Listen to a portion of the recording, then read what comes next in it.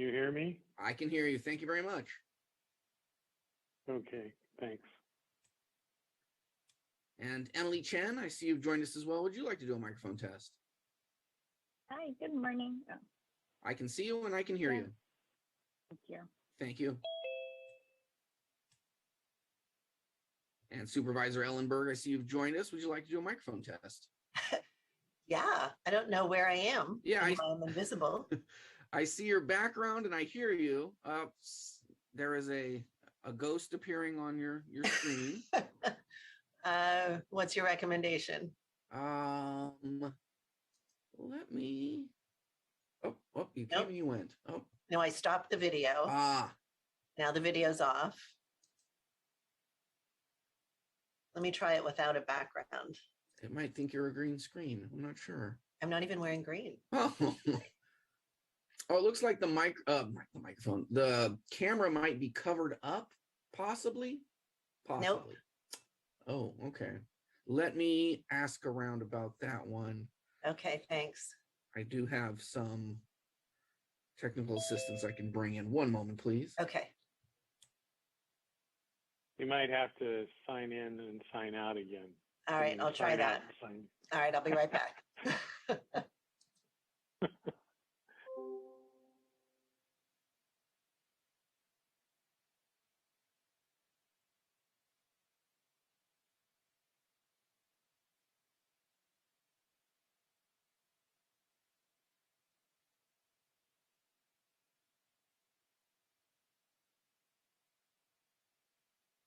And Kavita, I see you've joined us. Would you like to do a microphone test? I have. Good morning. Can you hear me? I can hear you. And Supervisor Ellenberg, I see you've rejoined us. I can see you.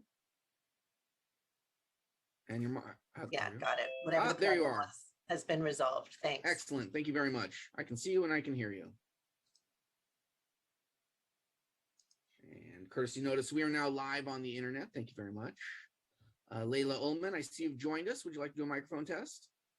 Sure. Hi, can you hear me? I can hear you. Thank you. And Javier Aguirre, I see you've joined us as well. Would you like to do a microphone test? Yes, good morning. Thank you. I can hear you loud and clear. Thank you. And Nicholas Burchard, I see you've joined us as well. Would you like to do a microphone test? Yes. Hi, this is Nick Burchard. How are you? I can hear you very well. Thank you.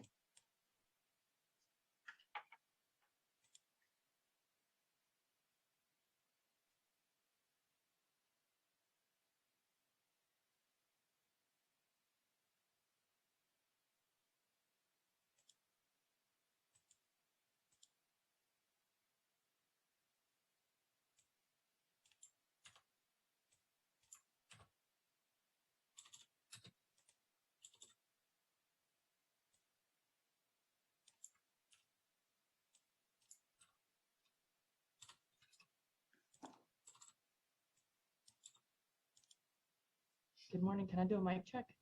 Yes, I can hear you loud and clear. Thank you very much. Great. Thank you. Have a great meeting. And Miguel Marquez, I see you've joined us as well. Would you like to do a microphone test? Sure. Thank you. Good morning. Can you hear me? I can hear you. Thank you. Terrific. Thank you.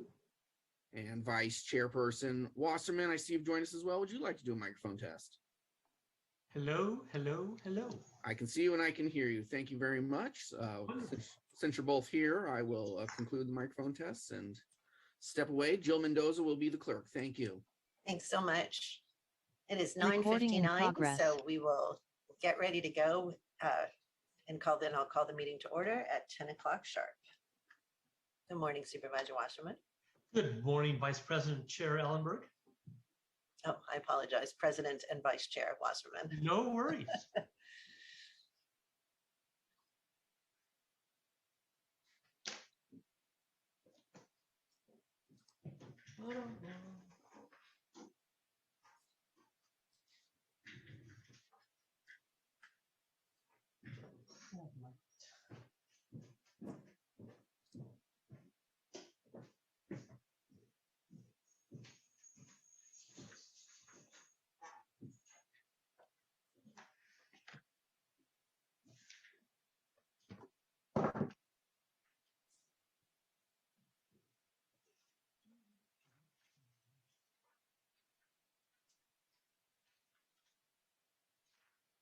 All right.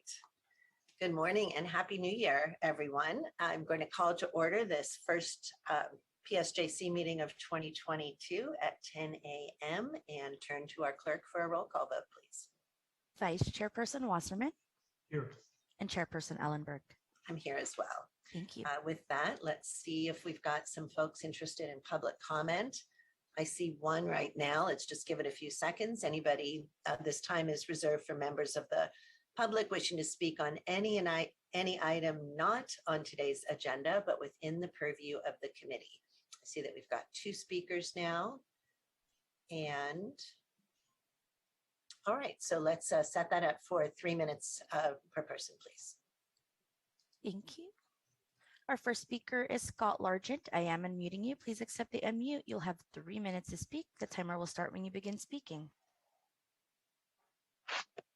Good morning, everyone. Scott Largent. Happy New Year. I didn't have a chance to stay on the supervisor meeting very long yesterday. I was working on ramps for the Porta-Johns out here in the crash zone, and we also wrapped up making another geodesic dome. And these things are pretty impressive. They're made out of irrigation PVC, the emergency blankets. They have bubble wrap insulation that goes around the lower base. They're built on pallets, and you can put these things together for about $1,000. And when the sweep comes through, basically the thing's just crushed and destroyed, kind of like a disposable shelter in a way. Those have been very helpful also. Trying to figure out better options for people out here in this humanitarian disaster that I keep trying to bring to your attention. I guess yesterday at the supervisor meeting, we have declared substance abuse and mental health a public health crisis or whatever it was. That just comes across to me as we're kicking the can. We're going to wait for more committees, more reports. We're going to push. And by that time, all these people will be living in the Guadalupe River, or they'll be making it over to the county building. You can't just keep pushing people out of zones when there's nowhere to go. And our mayor, old stinky Sam Liccardo, has said that this is his biggest failure ever is homelessness.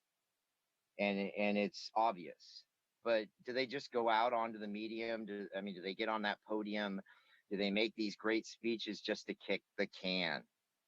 This man talks about how he doesn't want to fence in the homeless. He doesn't want to make life more difficult. He cares about the homeless population. When they put up K-rails and stuffed everybody into one section that was just Tough Mudder contest out here, he's not doing anything he says. Now, are we going to wait around for more reports to come through? Are we going to wait around for these people to be washed down the Guadalupe River? Are we going to wait for more people to overdose out here? I just expected more of a response. When the National Guard opened up the armory last week, I expected big signs out there. I expected people out here, pulling people out of the creeks, telling them where to go. I was the one out there with my megaphone. Sean Cartwright was the one out there in her van. Richard Scott was the one driving up and down the Guadalupe. No county, no city, no proper signage, no PA systems. We even went and bought heat lamps. Okay, you have volunteers and advocates that are heating people up, that are going through a form of hypothermia when they're shedding their clothes. It's, I don't know, more needs to be done. Our next speaker is Susan Baird. I'm unmuting you. Please accept the unmute. You'll have 3 minutes to speak. The timer will start when you begin speaking.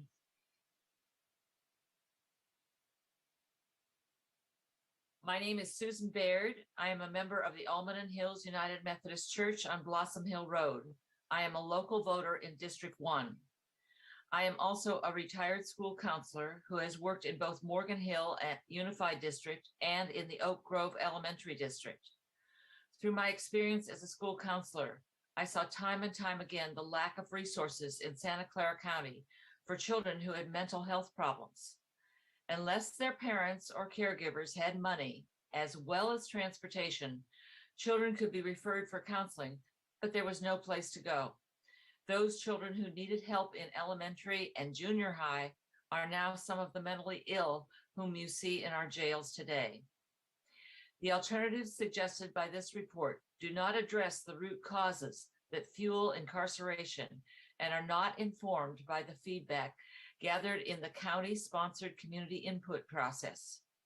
I urge the commissioners to go back to the drawing table, seek more community input, and consider how spending this money on mental health facilities and programs will better serve our community. Thank you. Our next speaker is Diana. I'm unmuting you. You'll have 3 minutes to speak. The timer will start when you begin speaking. Hello, can you hear me? Yes. Thank you. Hello, my name's Diana Rensler. I'm from Showing Up with Racial Justice at Sacred Heart, and I am a resident in Santa Clara County. I would also like to comment on the framework for justice involved clients. When the county supervisors decided last winter to invest resources into a robust community input process, the assignment to the county administration was to center the community input to assess whether we need to move forward with the new jail or pursue alternatives wanted by the community. And it seems that this community input is just dropped into the middle of the report and the rest of the report doesn't incorporate it. And there were things that the county supervisors asked for that aren't in the report, like Supervisor Lee asking the county administration to estimate the cost of renovations, and this question wasn't in the report. And the final conclusion that we need to build a maximum security jail is contrary to both the randomly sampled voters and the system impacted community members that informed parts of the report. And the county administration still seems to be missing the key point, like that community members have been making, that if the county significantly invested in preventative services, there would be less folks getting arrested in the first place. And this is what we want: downstream services so people don't end up in prison or in crisis later. And we're asking the county to do the assignment and write a report that is fully informed by community input. Thank you for your time. That concludes our request to speak, Madam Chair. Thank you so much. I just want to note that the last two speakers were actually speaking on items 5 and 6, which are on our agenda today. It's fine if that's what worked for your schedule, but just want to confirm that that we won't have you speak on the same topic when we get to items 5 and 6 today. Thank you very much for weighing in this morning. We're going to turn now to our consent calendar. Supervisor Wasserman, the consent calendar contains items 9 and 10 today. Do you have any changes? No, I'll make the motion to approve those. And if you have any others. I will second that. And do we have any public speakers on the consent calendar? There are no requests to speak, Madam Chair. Terrific. Let's take a vote. Vice Chairperson Wasserman. Yes. And Chairperson Ellenberg. Yes. Thank you. And I just want to note that when we get to the regular calendar, which we're approaching right now, I'm going to take items 5 and 6 together. But let's start right now with item 4, which is to receive verbal reports from several departments on ongoing COVID response. Good morning, and thank you, Supervisor Ellenberg, and Happy New Year to you and Supervisor Wasserman and others in this meeting. I'll be leading this item today, and first we start with the Superior Court, and Judge Beth McGowan is on the meeting. Good morning, everyone. Happy New Year to you all. Let me give you our COVID update. We did put into place an order yesterday, which again limits the public access to the courthouse in person. We are still operating public access lines, so everyone is able to listen and participate in any proceeding. But to enter the courthouse, you must be a juror, an attorney, or a party with the matter before the court that day. We are having trouble staffing our courtrooms, as you might expect, because of the latest COVID outbreak. We have a serious shortage in staffing. Our current backlog of criminal time not waived trials is at 688 cases, which is a staggering number and one reason why we have not at this time suspended our jury trials. That concludes my report. Thanks, Judge McGowan. Supervisor Wasserman, any questions? No. Judge? No. Thank you. Thank you, Supervisor. Next, we will hear from the Sheriff's Office, and I believe I see Assistant Sheriff Sepulveda.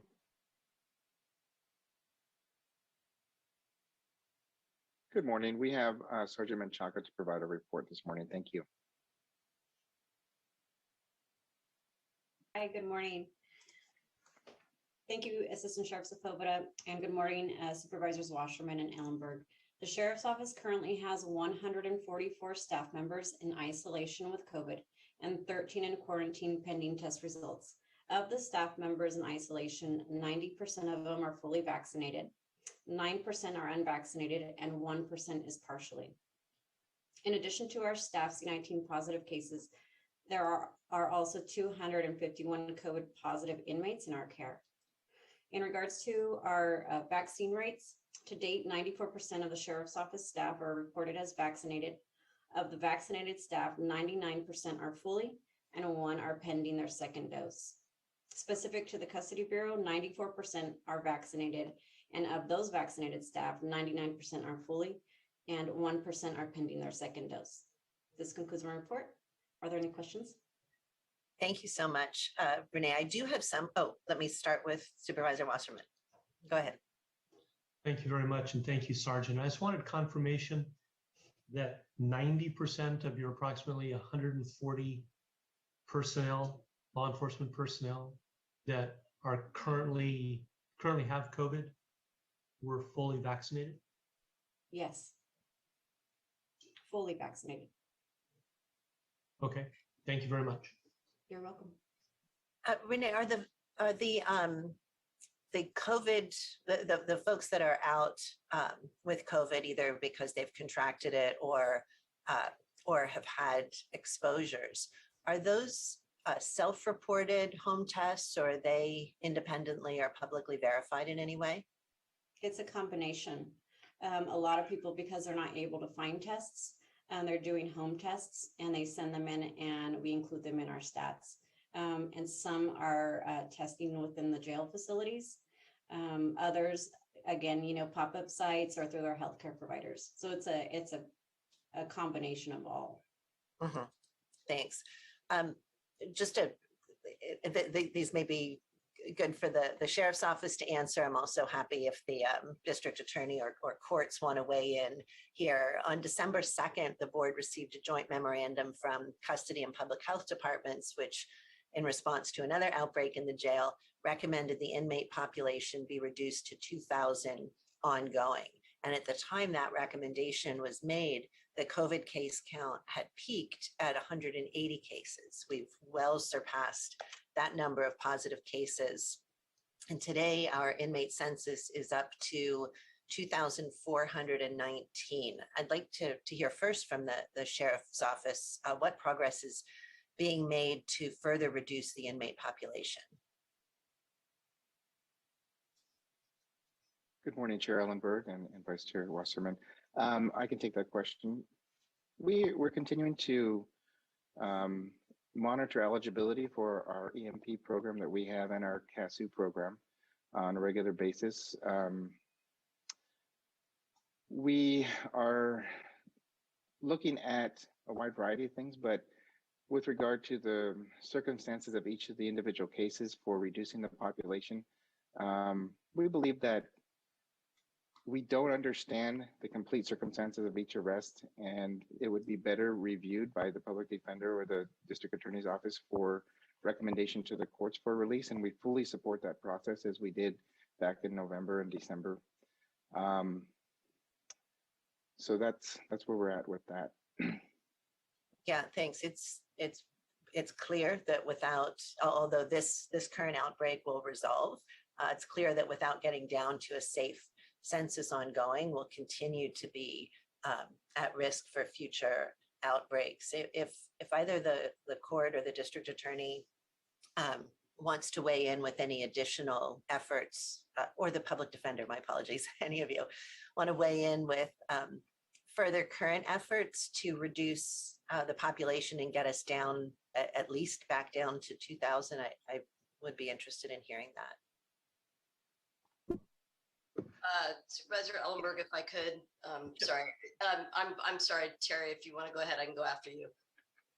No, go ahead, Molly. Okay, thank you. And I apologize. I'm not feeling well, so my voice is not great.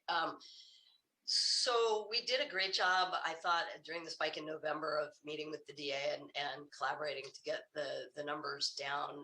At that time, we really emphasized kind of being prepared for the spike we knew was coming by running a continuing list of individuals who might have 6 months left on their sentence who could be released safely. And honestly, we didn't get a lot of traction in that regard.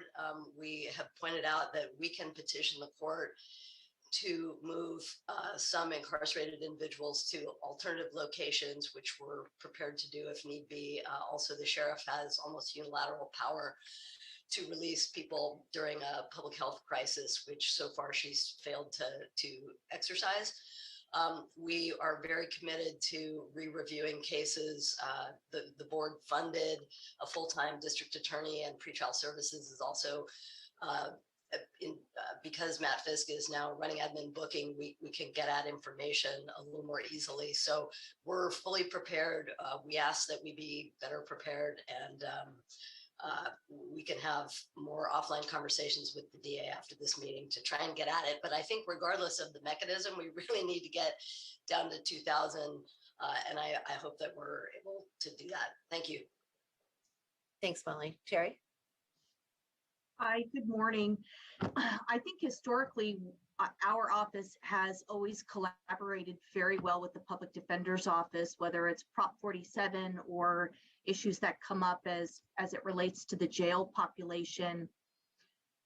Our primary goal is public safety. So we have been very open and I think very willing to reduce sentences or agree to a reduction where appropriate. But we would say that as we've culled through the list, we've really already agreed to the release of many people that were comfortable having been released. And when we're dealing with public safety, we become more cautious. So I'm happy to work further with the Public Defender's Office and the Sheriff's Department to continue those conversations.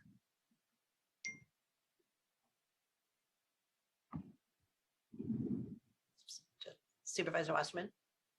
Thank you. And I know Vice President Chair Ellenberg, you and I have we have a difference of opinion on this particular issue. But I think it's also important, as we saw during the 2-hour presentation by Dr. Cody yesterday regarding COVID, the number of people infected this time is 3 to 4 times higher from Omicron than previous strains of COVID. Most recently was Delta. So I don't know how the percentages differ. I don't know how getting people out of jail may put them in a safer or a less safe environment when people gather together, families, holidays, events, whatever it might be. I don't know where it is or isn't safer except being isolated from getting COVID. Omicron in particular. I had one person mention the other day, if we could put all the people in jail that have COVID in one facility, one jail, and the people who don't have COVID in another jail, would that then stop the spread? And it still seems to be happening to people. I've got relatives, dog walkers, people that work at restaurants. I know a zillion people now that have COVID compared to the previous 24 months now. So I don't know what the solution is. I do put my trust in the DA's office and the public defender working together as they have over the last couple of years, where they agree on which people are appropriate to release. And that's just my personal opinion. We're certainly not entitled or qualified to do so, but I'm encouraged by the DA's office and the public defenders continuing to look for opportunities for people who they both feel should be released. But other than that, I think what we're doing right now is appropriate. Thanks, Supervisor Wasserman. I have significant concerns about safety, both public safety in the community and safety inside of our carceral facilities. And with staffing levles so low right now because so many correctional officers and other badge staff members are out of the jails right now. It makes it exponentially more challenging for the few that are left to manage the population. So reducing the population may also well contribute to safety for those working and in custody remaining in the facility. Renee, at what percentage staffing are we now currently?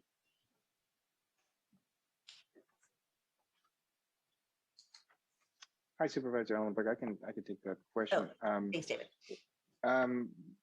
As of yesterday, we had 91 custody deputies out and approximately 20 professional staff working in the jails out. What we are doing, though, is we're taking additional steps to reallocate resources to the primary jail function so that we're making sure that our operations are concentrating on, healthcare, mental health care, of course, safety and security, all the things that need to be done, meals, clothing, all the essential functions are being performed by our staff. We are down, and every day we are examining our staff at each facility. We are triaging the work that needs to be done to make sure that we're getting everything done that needs to be done. It is very difficult, as you mentioned, but as the illness progresses, we're also getting staff back to work. So we did see several staff that were initially ill coming back to work. And I just want to let you know, we work every day with custody health and our health department collaborators on solutions. And this is something that is very important to us, and we'll continue to do so. Even though staffing is difficult, I can assure you that we're making sure we get the job done for you. Thank you so much. And just kind of in a closing comment, Supervisor Wasserman, I'm not giving my opinion here. These aren't differences in opinions. The November memo from Custody and Public Health stated that it's impossible to quarantine and isolate individuals unless the population is below 2,000. I'm using that as my basis for asking and urging a little bit for us to get down to that number that is absolutely in the interest of public safety and public health, not from Supervisor Ellenberg, but from our public health specialists. And I really do appreciate all of the work and the cooperation that does exist between the district attorney and the court and the public defender and the sheriff's office. So thank you all. Supervisor Wasserman, your hand is still up. Did you want to add something? Thank you. Yes, I Please, did. And go ahead. And I agree. It's a shame we don't have the facilities to separate the infected and the uninfected. It would be great if we had another facility and could do that.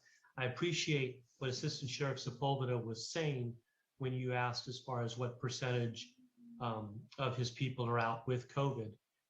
What's also amazing is we have 80 other departments, many of which are down 10, 20, 30%, just being DSW people that were taken from the departments to serve to help deal with the COVID vaccinating, testing, registering, et cetera, et cetera, et cetera. True, some departments are down because of staff members infected by COVID. Other departments are down because the CEO took 10 to 25% of the people and reassigned them to be DSWs during this pandemic. I certainly hope in the next 30 days things overall improve. Again, we're in uncharted territory. When the first virus came along, we were in uncharted. The second one came along and we got vaccines and PPE, and we thought, hey, we're gonna deal with this thing. And then Omicron came along, which was 3 to 4 times more contagious, and we kind of got knocked to the ground for a minute again. So I thank all of you dealing with shorter staffs. Every single department in our county has fewer people than they normally do. whether it's because they've been reassigned or affected by COVID or whatever purposes. So thank you all, department heads and leaders, for making do with what you have. We have got to get past the point where we're talking about uncharted territories. This is now charted. We know how to deal with this. We know that that congregate settings have the highest infection rate. We know that people are going to be out. We should already be anticipating. Oh, my lights just went off. Whatever is coming next. We can't treat this at this point 2 years in as a crisis, but as a condition that we absolutely have to be adapting to every step of the way. I think we could probably go back and forth for a while. I'm not sure that would be immensely productive. I think all of the departments know what they need to be doing. Do we have any public speakers on this item, on item 4? Supervisor, we have some other departments that need to report out. Oh my gosh, I'm so sorry. Of course. That's okay. And maybe on behalf, let me just also inform the committee that public health has been working very, very closely with custody health and the sheriff's office to maintain our carceral facilities as safe as possible during this latest surge. And I just want to make sure both the committee and the public know that. And then also on behalf of the county executive's office, I just want to expressly say that we fully support any efforts by the sheriff's office to use their inherent authority to reduce the jail population in ways that maintain public safety. As well as you mentioned, the district attorney's office, public defender, and courts, they have their own process to look at who may be released early. And we've asked Deputy County Executive Keeley to try and convene those parties to try and move that process forward to the extent we can.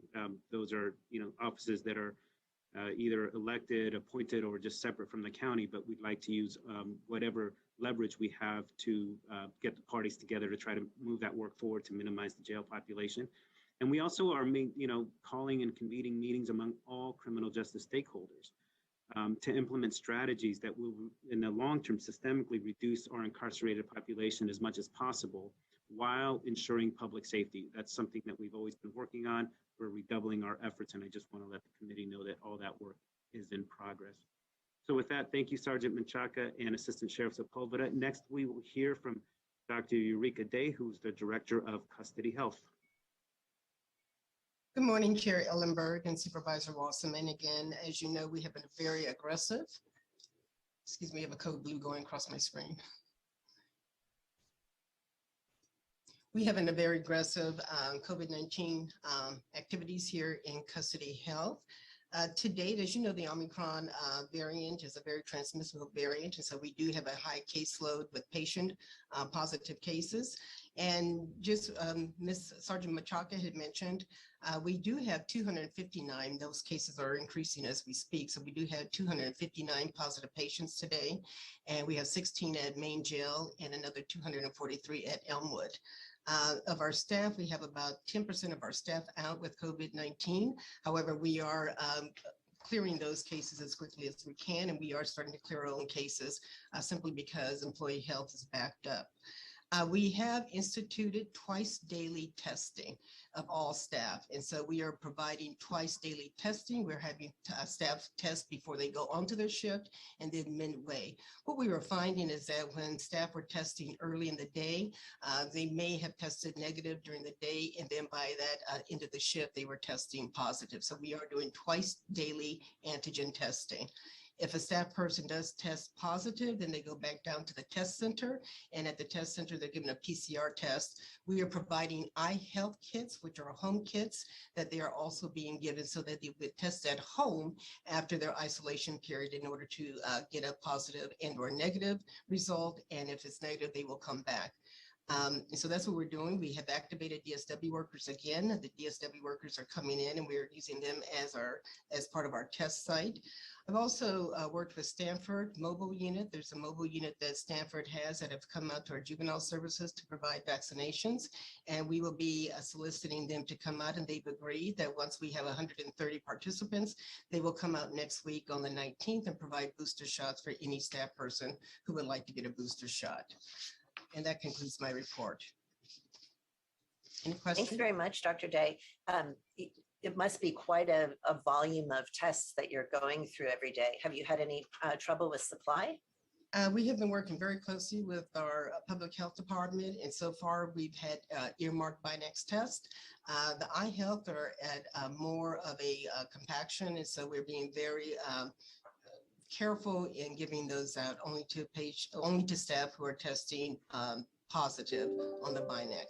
But so far, our burn rate is about 10,000 every 2 weeks of the Binex. And we are ordering about 2,500 of the eye health at a time. And mind you, we are providing testing to all probation staff, all healthcare staff, all custody bureau in uniform and civilian. So we're probably testing about 1,000, if not more, staff a day, twice a day. I'm just curious about what the cost is, weekly or biweekly. And are we anticipating that these are going to be reimbursable funds as pretty obvious COVID expenditures? This is going through the EOC, so. Yeah. It's not the cost is about, health. cost is roughly $5 a test. And we don't think that we'll be able to be reimbursed by insurance, but possibly reimbursed by FEMA or other state or federal funding. But we are, as we talked about on Tuesday at the board, negotiating with Eye Health directly to get access to more tests. So our feeling is that we just have to get as much as we can.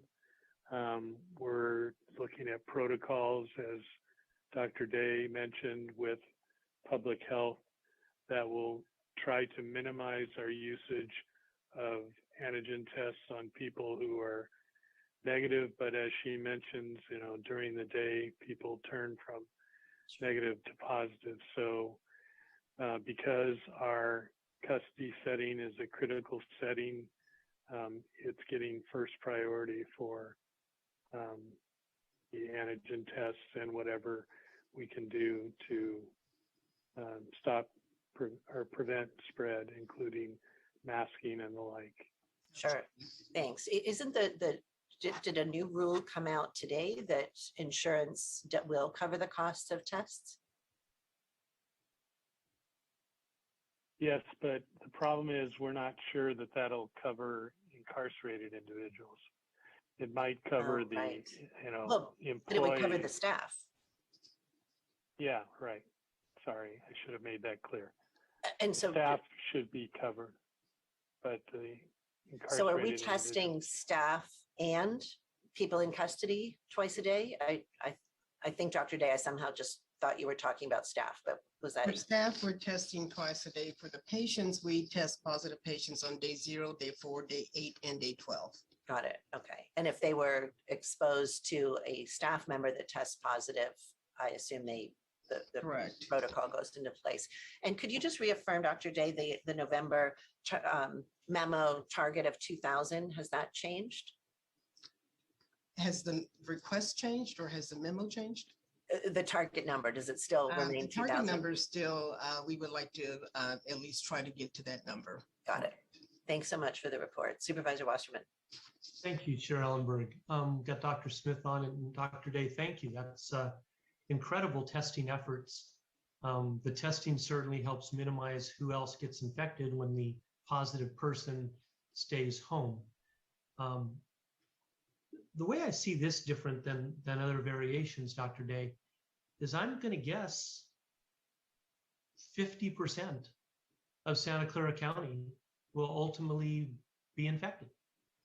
I think there's a number of people who go home. I know my family members, that 6 of them up north, one of them tested positive. They went to Walgreens, got a test, they all tested.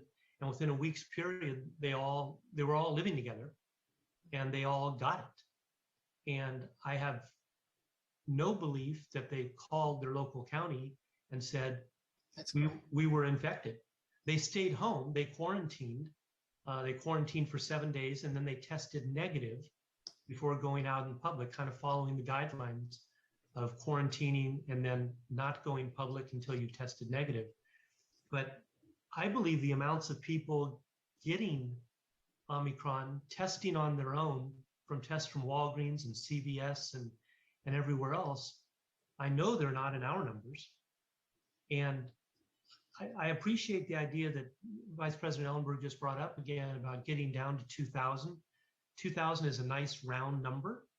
I don't think there's anything scientifically about it, but I heard you say 10% of our custody personnel are currently out with COVID. Is that correct, Dr. Day? That's correct.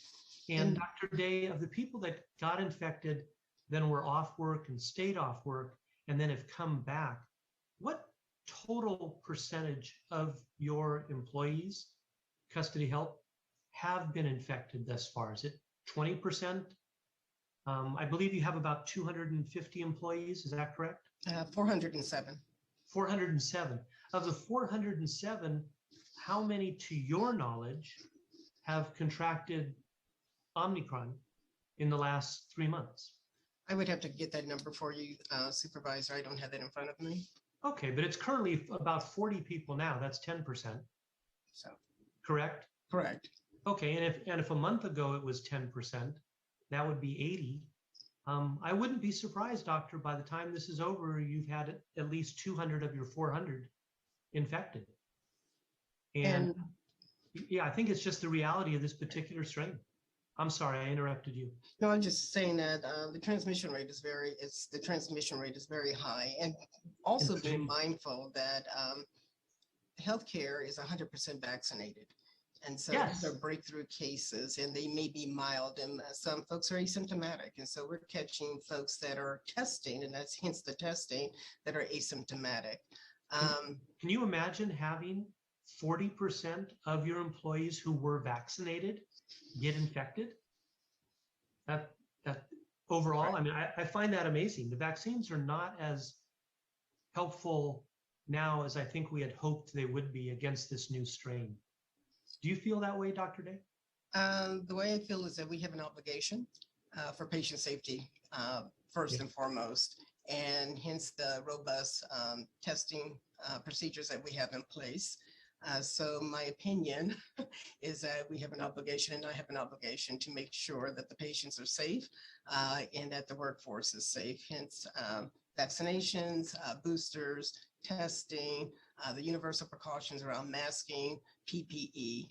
And so that's pretty much where, as a healthcare professional. I'll close with saying I think you have done more than any other department I've heard of, especially when you get down to twice-a-day testing. Thank you very much. Thank you. Thank you. And I just, again, sorry, Dr. Day, I just want to make sure that everyone, the public listening to this is always clear on why we're doing what we're doing. The 2,000 number was not chosen because it's a round number, but because of the size of the building and social distancing and isolation and individual cells, that number does have a scientific basis. Correct. Okay, thank you so much. Back to you, Miguel. Thank you. Next up, we have our Chief Probation Officer, Laura Garnett. Hi. Morning, Good morning. Good morning, Chairperson Ellenberg and Vice Chairperson Wasserman. I'm going to turn it over to Deputy Chief Burchard to talk about the institutions, and then I could certainly answer any other questions you guys have. Good morning, Chairperson Ellenberg. Good morning, Vice Chairperson Wasserman. So on the juvenile report, just to keep it consistent, we currently have 22 custody employees isolating. We currently have 2 youth who are isolating, and this is both for juvenile hall and our James Ranch. And those are our current positive employees and youth. As everyone mentioned here, and Dr. Day, we are currently on that testing regimen of once a day, daily testing. We have a different scenario, obviously, than the adult correctional facilities. Our outbreak has not been quite as large as theirs. Certainly, just the numbers helps to reduce that. Currently, our youth are still in education, although it is through video right now with the teachers until this surge kind of lets down. And we're in certainly communication twice weekly, if not 3 times, with Dr. Day and her folks, public health and custody health. And I certainly would say that without their guidance, we would be in a much more different situation than we currently are today on the juvenile side. We have also, working with our justice stakeholders, kind of modified our youth for their detention hearings when they first come into custody. We're waiting for that positive or negative test. We've gone to remote for those first 2 days until we get that test results back, just to make sure that the courts are safe, district attorneys, public defenders, and private attorneys that may come in, IDO, ADO, so that the courtrooms are as safe as they can be on the juvenile side. And we just have that, I'm gonna say luxury, but being able to use that teleconference for court has certainly been very beneficial. We just reinstituted that again this past week. And I'll answer questions if you have them. Thanks so much, Nick. Supervisor Wasserman, do you have any questions for Chief Garnett or Deputy Chief Burchard? I have neither questions of either of those two. Thank you. All right.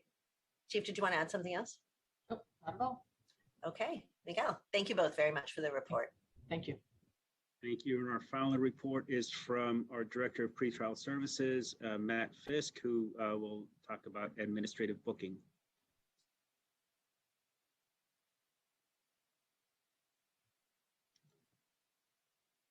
Let's see if Matt, you're muted. Yeah, he's muted. Forgive me. Thank you. Good morning, Chairperson Ellenberg and Vice Chairperson Wasserman. Make a very brief report. Happy to say that both admin booking and pretrial services are up and fully functioning. 98% of the staff are fully vaccinated. We have had quite a few exposures and positives, and so we've had to really regroup over the past 2 weeks. But again, we're offering all services. We did have to modify. We're not currently doing the prior to release from jail installations, but behavioral health is bringing people to us.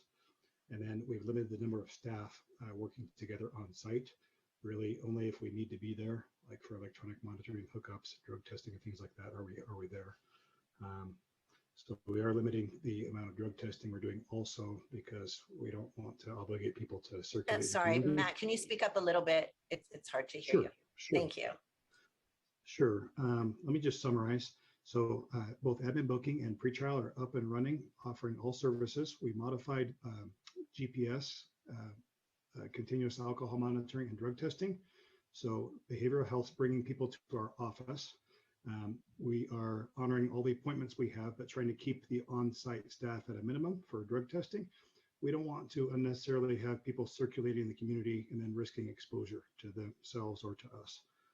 I think I mentioned that 98% of the staff are vaccinated, but we have had several exposures. And I'll just lastly pay a compliment to the court. The court has really become very nimble.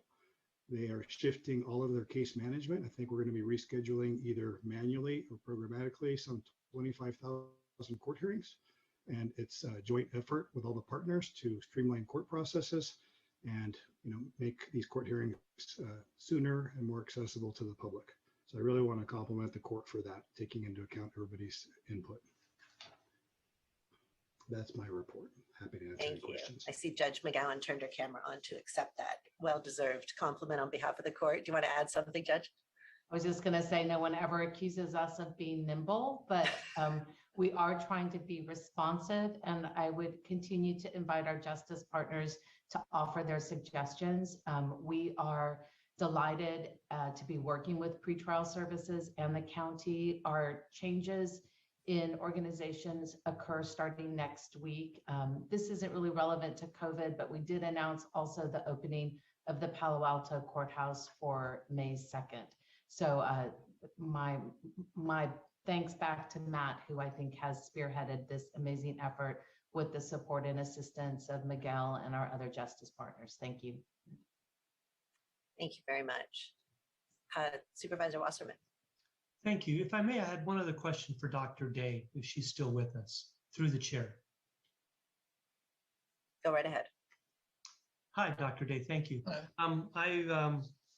The 2,000 number, to me, I said round number. Vice President Ellenberg said scientific number. It just seemed like a very rounded number to me, but I don't want to go further with that. The question I will ask you you have your employees getting tested twice a day, which is to me unprecedented, and I'm glad we're able to do that.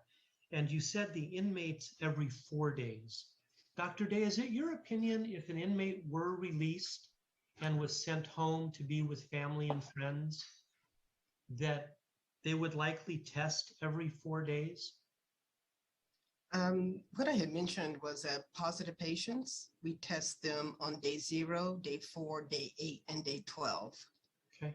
And so they're testing several times if they are positive until they get to that negative test. Okay, and the ones that have not yet tested positive, how often are they tested in custody? We're doing an asymptomatic test at least twice a week. So inmates in custody, asymptomatic inmates in custody now are being tested at least twice a week.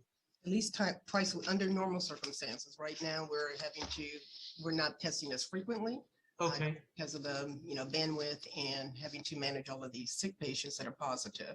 Okay, so Dr. Day, if they were released and went home to family and friends, do you think they would likely test twice a week? Or do you think they're taking more precautionary steps being incarcerated than not incarcerated? To answer that question, Supervisor, healthcare is taking those steps because they're living in a congregate setting. And they're living in, I'm not sure what they will be living in when they leave, but they're living in a congregate setting here at a population health level and with the number of patients that are living in close proximity. They're getting tested more frequently in this setting. Thank you. I just think the great thing about testing is that you find out right away if you're infected, and then you quarantine and you reduce the likelihood of infecting more people who then infect more people.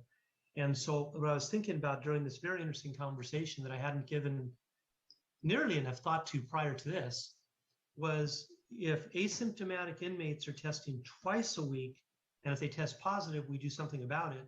If they're out in the public, odds are they're not going to be able to go or even find the tests to test twice a week, may get infected, and then unknowingly infect other people.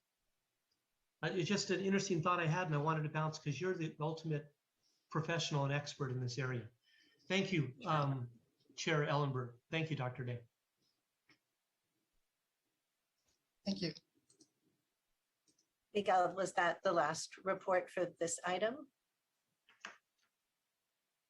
Yes, that is the last report. Thank you so much. Do we have any public speakers on this item? No request to speak at this time. All right, we do not need a vote, so we're going to move on to item 5, which is to receive a report from the Office of the County Executive relating to options for consideration regarding improvement jail management and operations, appropriately resizing the jail population and alternatives to jail. And we will also hear item 6, which is to receive a report from the County Executive relating to the framework for counties' justice-involved clients. And what I would like to do, Supervisor Wasserman, is hear the presentation, then go to the public, and then come back to the two of us for questions or comments. Sounds great. Sound good? All right, thank you so much. Chair Ellenberg, may I get some clarification? We have 2 separate presentations under 5 and 6. Would you like us to move through those back to back? That's a good point. I would like to do one public comment for both. So why don't you go through both presentations back to back, and we will pay close attention and remember which item our questions pertain to. Thanks so much. Thank you. With that, I'll go ahead and get started. Deputy County Executive Martha Wapensky. With me presenting today is Amanda Ayala. We also have many departments on the line for both items 5 and 6. I'm not going to go through the lengthy list other than to say we have our county budget director here, along with custody health, Office of Reentry Services, pretrial behavioral health, OSH, public defender, probation, social services, and FAF to take any questions we might have. They're lengthy and complicated, as you can see in your packet. So this presentation is a high-level overview of item 5. The details in your packet, I do want to point out there's a lot of details in your packet. There is budget information from on the Sheriff's Office and DOC. There's also a report from County Council on reducing the jail population, custody alternatives, and civilian oversight, and along with a list of services provided by county departments in the jails. Thank you, Amanda. We've lost your screen, but let me go ahead and continue with slide 2 as Amanda gets the presentation back up. So it's important to note that our jail population is influenced by societal factors and key criminal justice stakeholders. Dr. Jim Austin, who's a national leader in working with jurisdictions to analyze detention populations, has been working under contract with the County Counsel's Office to analyze our county jail population.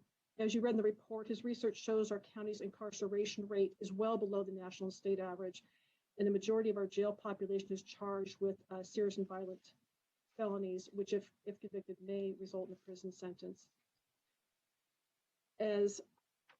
So our efforts to reduce the jail population should focus on expediting the court case adjudication process and reducing wait times for individuals leaving the jail to placement or prison. As the board members recall, the American Rescue Plan proposals, one of the proposals is calling for funding for an attorney and a social worker to act as court case expediters to help with this as an example. Moving to slide 3, not going to go into the slide, just to highlight that County Council's memorandum is attached on the legal definition of a jail, mechanisms for reducing the jail population, and options for civilian oversight. Next slide, please. Again, for additional context, the board requested budget information since 2010, and your packet has the information for salaries, services, and supplies, and positions for that time frame. Next, Amanda Ayala is going to take us through some of the services provided by county departments in jail. Amanda? Thank you. As you see in the blue box, the Public Defender's Office believes that it is important to continue improving attorneys' ability to access clients both in person and virtually. Continuing to improve upon the ability to initiate virtual conversations will help get clients connected to services more quickly. Pretrial services has staff located in the jail 24 hours a day, 7 days a week. Among other services, pretrial assesses if a client can be safely released back into the community until their case can be resolved. Both Office of Supportive Housing and the Social Services Agency provides critical safety net services to justice-involved clients. In the top green box, you can see that the Office of Supportive Housing does not provide services in custody. OSH does have partnerships with other county departments to ensure housing needs are addressed upon release. The second green box shows that the Social Services Agency's primary role in assisting clients who are in custody is to determine Medi-Cal eligibility and ensure clients are connected to Medi-Cal or other public benefits upon release. Now I will be passing the presentation back to Martha to continue on this topic. So as you can see, many departments provide services in the jails. On this next slide, you can see the county conservator. So in 2020, the conservator worked with about 20 adults on temporary or permanent conservatorship, and they do have access to jail to enter for in-person contact with identified potential individuals. You can also see on the slide that Department of Family and Children's Services are required to maintain contact with parents who are in custody and their children are in the department's care. The next department that provides services, of course, is behavioral health. It comes as no surprise. They have a wide array of behavioral health services for clients in the jails waiting to be diverted into community treatment programs. Also, the Office of Reentry Services provides educational, behavioral, parenting, and navigation services. Also important to point out their service linkage network for justice-involved clients. The last slide on services before we conclude this part of the presentation, you can see the probation department goes into the county jails to conduct interviews with clients for pre-sentencing investigation and assessment purposes. They're also there to assess the client's relevant risk factors and needs. And custody health is obviously involved in patient care from the time of admission at intake to booking until discharge from the facilities. And as you know, they screen for all medical and mental health needs. Before we move on to the item 6 presentation, the conclusion under item 5, I wanted to wrap up. I talked at the beginning about the factors and stakeholders that influence the jail population. I mentioned the expediter positions as a way to help speed up case processing. And I want to note that there's already been a lot of work done by our public safety partners who are present at this meeting. So that concludes our presentation for item 5. And I'll go ahead and pause before we project item 6, unless you want me to just move forward, Supervisor. Just going to look quickly to committee members if any want to comment on this first presentation. Public Defender Molly O'Neill. Thank you, Supervisor Ellenberg. I just wanted to make a quick point related to the assertion that there's 1,700 clients charged with serious or violent felonies who will all end up in state prison. After that report first came out, I had a sort of a spidey sense that number was not right. And to that end, I reached out to the court, to TSS, to James Gibbons Shapiro from the DA's office, and also to Matt Fisk. And there was a great deal of number crunching that happened. And I believe those numbers were attached yesterday late to the agenda packet for this report. So essentially, you can see that the numbers, and by the way, just as an aside, it took almost an act of Congress to get these numbers. For some reason, we didn't have it handy, how many people are sent to state prison out of our county. But what ultimately got produced was from 2011 to 2021, so a 10-year period, the numbers of individuals sentenced to state prison, and then the numbers of PFNs actually released to state prison. And those numbers are different. You see a huge drop in 2012 after AB 109 and realignment happened. The numbers committed went from almost 2,000 down to 1,100 and decreased steadily after that. So in the last couple of years, because of COVID, we actually only had in the 300 range numbers of folks committed to prison from Santa Clara County, but the average is actually somewhere between 700 and 900 over the 8-year period after AB 109 and after 2012. So I think it's really important to keep that in mind as we look at how many people actually have to be in our county jail. And to keep in mind that you can't conclude that 1,700 people charged with serious and violent felonies are ultimately going to state prison, because the work of defense counsel, the IDO, the ADO, the PDO is to try and get our clients out from under strike charges. That's a very serious part of what we do, and we're pretty successful at it. So probably 800 is about the right number that ultimately get sent to state prison.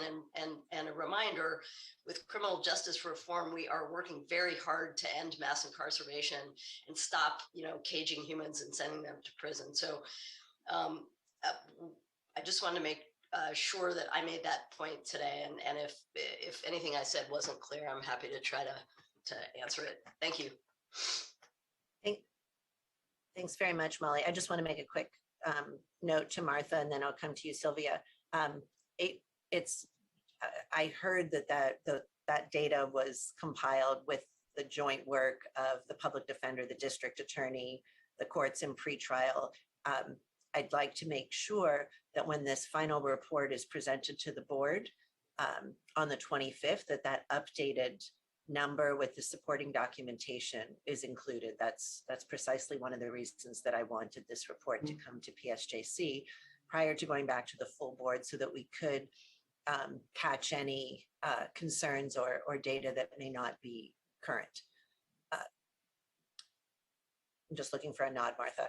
We will attempt to do so. I know it's a group project, and we'll do our best. Thank you so much. Sylvia, Independent Public Defender. Go ahead, please. Thank you very much. Yes, so I want to echo Molly's comment, and also a reminder that in the future, we hope that through successful advocacy and the more recent changes in the law will further decrease the numbers that Molly quoted. And so that is one thing I wanted to mention. The other thing is I wanted to comment on the proposal for the case expediter position. And I believe that that would be a really great idea to have some degree of oversight over the agencies that impact the jail population. And I think there could be some fruitful work that and achievements that could be had if that position is used effectively to identify the sources of delay, the barriers that could expedite cases. I do hope that the court will be an important part of that because, as you know, we may all do our job at the county end, but if the court numbers of courthouse, that are not operational, the staffing that doesn't impact, we may not see any reduction at all, despite the, accurate and desired accountability that we all need to have for what contributions we all make to that delay. But, again, the court will be a very important part of that. And without us having any say in how the court operations change from now until moving forward, we may not see a significant reduction. But I think that is a really good idea because there is definitely room for improvement. Thank you very much. Any other comments before we move on to the report for item 6? All right, let's go ahead and do that. Thank you. Thank you. So presenting with me on item 6 is Veronica Marcello, and she's going to be sharing her screen in a minute. Again, this is a high-level overview of a very detailed report, and I want to make sure that the public knows that there's content online as well. One piece of information that's not included in this presentation, but it's included online, is information on everything the county's done on reentry and diversion programs over the last 10 years. In terms of attachments, I also wanted to make a note at the beginning. As you know, we contracted with Burns Institute to get input from the impacted community, both through community engagement sessions and also in custody focus groups and surveys. While Burns was not able to complete their final draft for today's meeting, we did include their draft report information in the report online, and we hope to make their final report available at the earliest opportunity. They indicated that they were meeting on it this morning, so we're hoping to get something finalized very, very shortly here. Moving on to slide 2. So we are recommending the development of a comprehensive treatment plan and continuum of care model for justice-involved clients. It would include community services that reduce client contact with the criminal justice system and facilitate other options like jail diversion and reentry services. We're also recommending that redesign efforts move forward to build a 500-bed max security facility that provides full behavioral health and medical care. We, of course, would provide the Board of Supervisors with scoping schedule for approval to assure an appropriate design. At the outset, I do want to talk about several critical considerations to frame the discussion. You can see on the slide, only the courts can use the penal code to incarcerate an individual. And an individual can only be confined in facilities that abide by BSCC, state and federal regulations, and they cannot be incarcerated in a psychiatric facility. And so on the next slide, when we talk about redesign efforts for a 500-bed facility, it's balanced by 2 key components. One is programming and alternative release options for medium security level and jail diversion home detention for low security levels.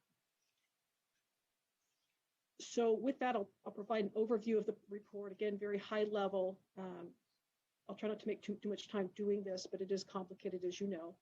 I'll be breaking this presentation into 3 parts to address the requests from the board on this topic and make recommendations on next steps. So the first of the 3 parts is the current state of jail facilities and the jail population.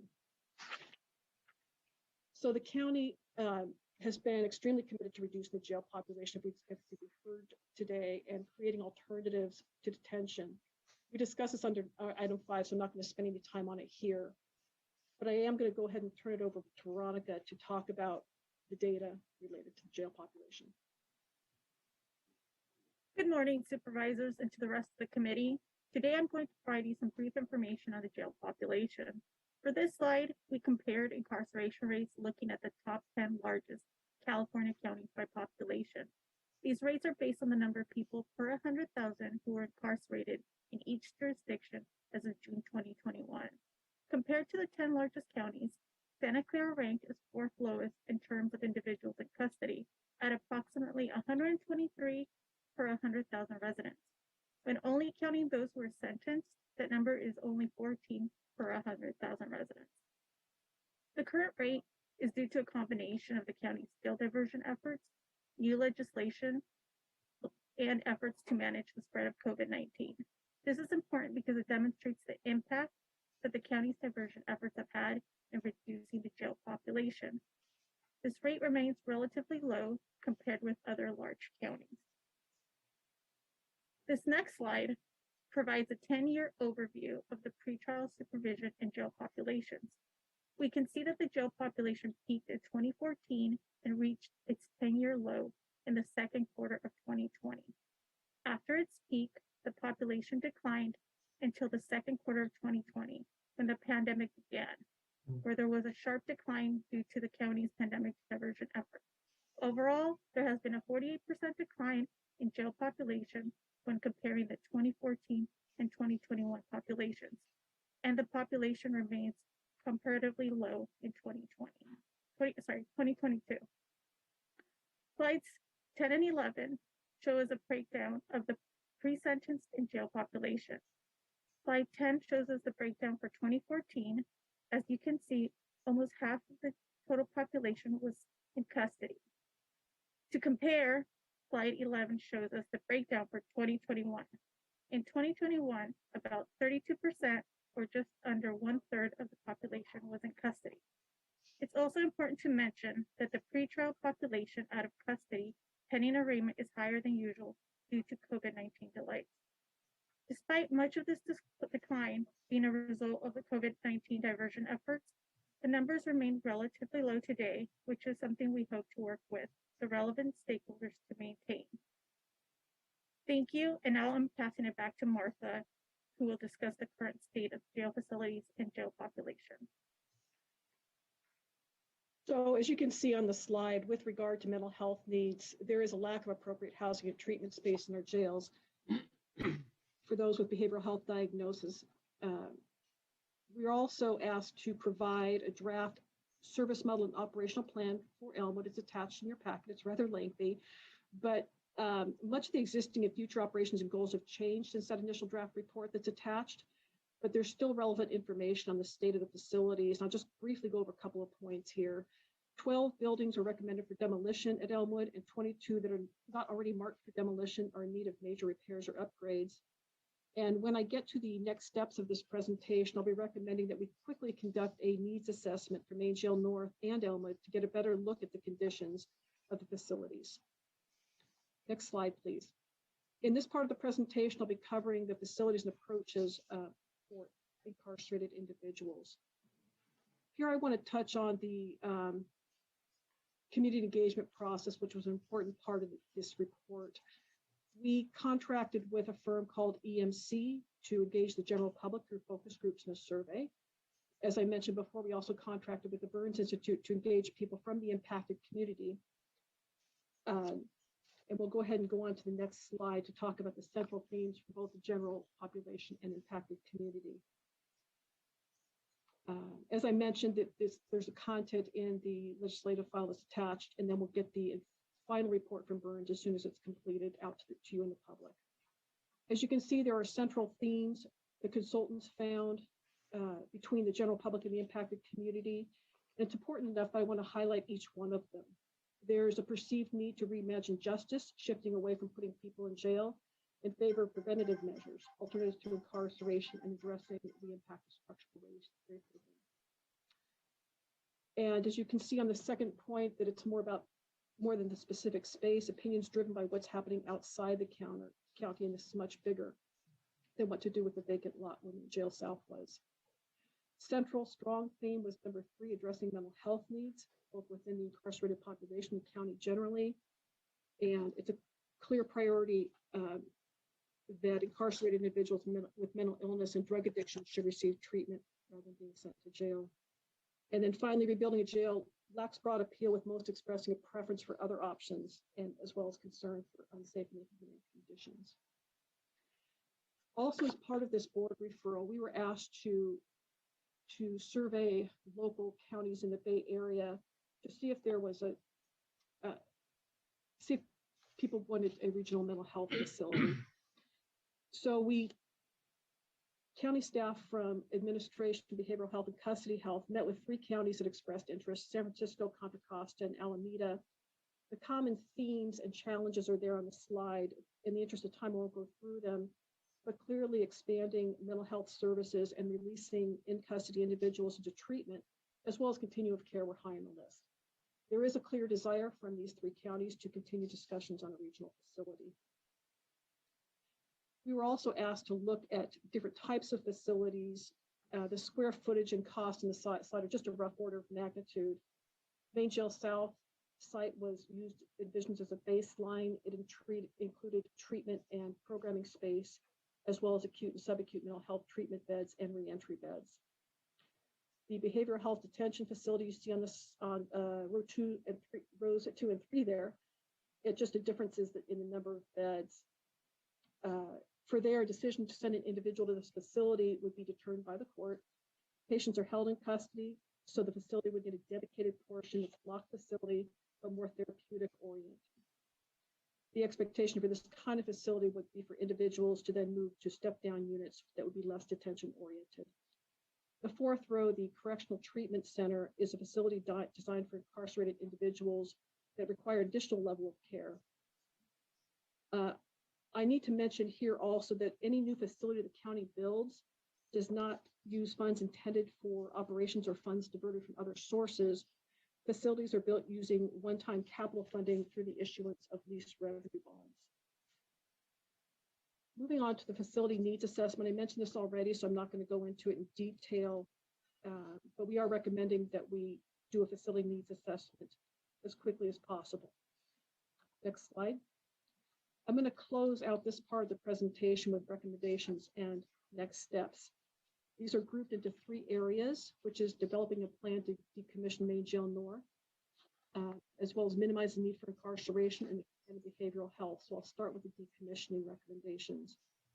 As you can see on the slide, we're looking to contract with experts in we're looking at redesign efforts for the 500-bed maximum security facility, as well as contracting with expert consultants on a forensic classification plan. There is also in here the needs assessment that I already mentioned, and as well as the need to conduct a jail population study. In future years, on the next slide, we're recommending the development of a county correctional system master plan, and we'll be using the input from the community engagement sessions that I mentioned before to inform the planning for this process. We'll also be providing quarterly reports to the board if we get direction on, pending any direction on the new facility. The final slide talks about the last 2 areas: minimizing the need for incarceration and behavioral health services. In these 2 areas, we plan to continue the close collaboration with public safety partners that I mentioned already at the court, as well as utilizing data from the jail population projection to inform and act on further minimizing incarceration. Again, with these recommendations, we'll be using the input from the community engagement sessions. And finally, with regard to behavioral health services, we plan to contract with a forensic psychiatrist to develop a plan. And so that I went through those fairly quickly. They're also in your packet, but that concludes the presentation, and I'm happy to take questions.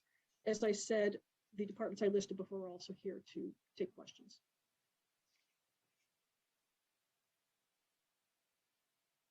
Thank you, Martha, for both reports. Let's turn to the public. Do we have any? Looks like we've got a few speakers. I'm going to ask if any additional folks would like to speak on items 5 or 6 to please raise your hands now. I'm looking to try to make a time estimate to make sure everyone has an equal opportunity to be heard.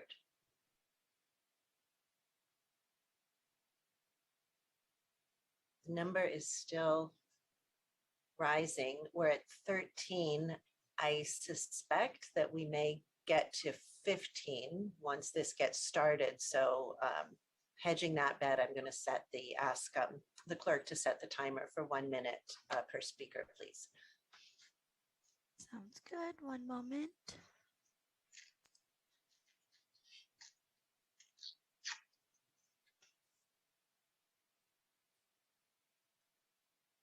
Our first speaker is Deborah. I'm unmuting you. You'll have 1 minute to speak. The timer will start when you begin speaking.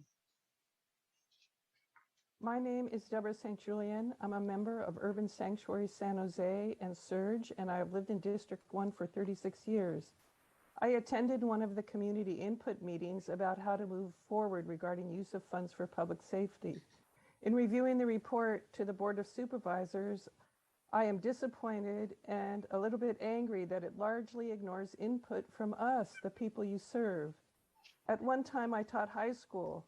If you were my students, I'd say, go back to the community source, which is based on your constituents' input, which called for preventive measures, alternatives to incarceration, and recognizes the impact of structural racism. It asked for non-carceral options, and a 500, that's a carceral option. So please be leaders of us, your constituents. Thank you.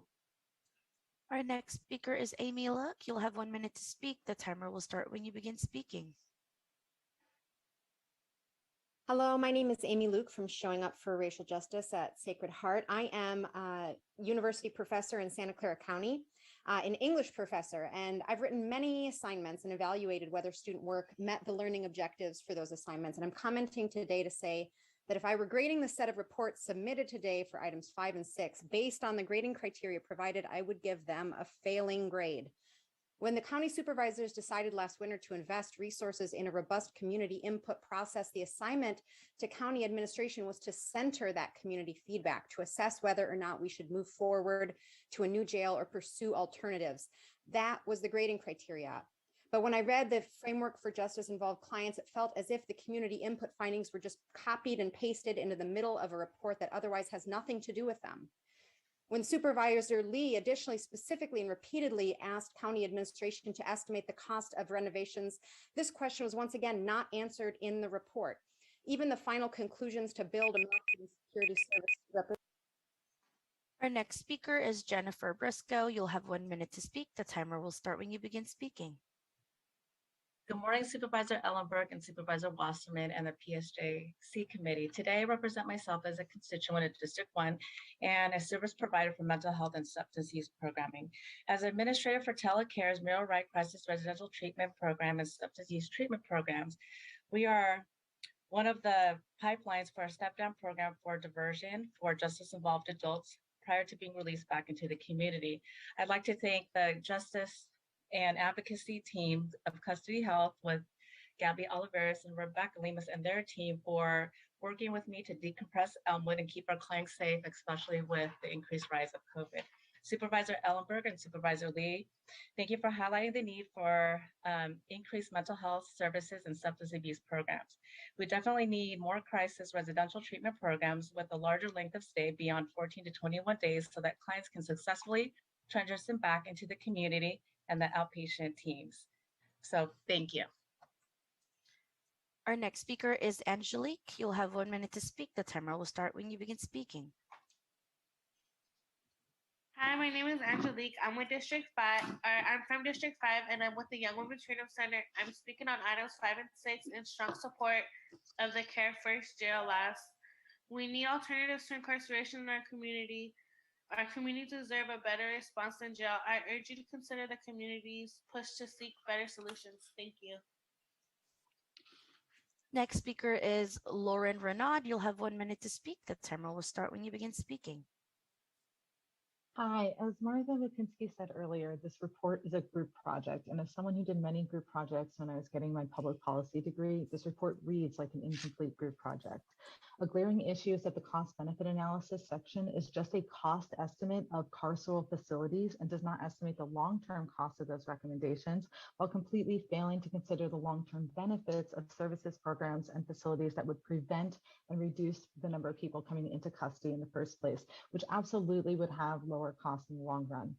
Martha Lipinski also called for a need assessment of existing facilities and a jail population projection study that would include the impact of jail diversion initiatives. And I know Supervisor Wasserman is convinced that no matter what, we need a new jail. But how can the board make an informed decision to move forward with a new jail without knowing those things, without knowing how much we can reduce the population, without knowing how much we can do in the existing facilities with a lower population?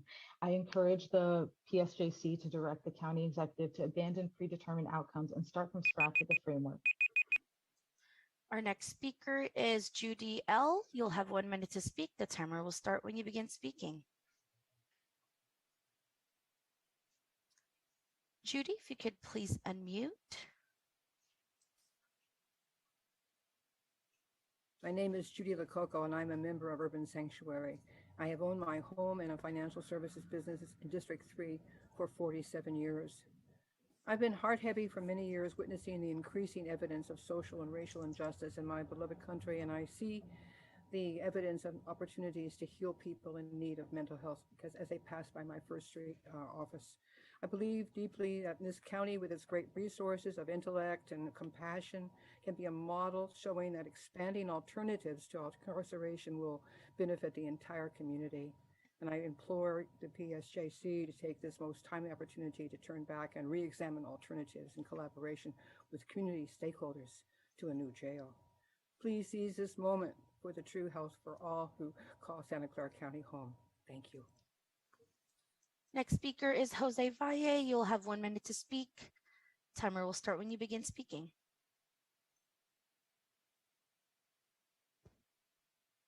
Unmute. Hi, this is Jose Valle with Silicon Valley Debug. I just stand to say that I think the constituents have spoken throughout all the surveys, throughout the hunger strike that helped push this initiative back in November when Dave Cortese went ahead and opened up people's minds. Let's do something else. Surveys have spoken. People inside have spoken. Numbers and numbers of callers, community engagement sessions. People have spoken. And at this point, I stand here a little frustrated as to whether the board, county council are really representative of their constituents of Santa Clara County, knowing that very well those people inside of our jail right now are your constituents. And everyone has said no new jail. So are we representing the people or are we representing other interests? Thank you very much. Next speaker is Annalisa Ruiz. You'll have 1 minute to speak. Please go ahead.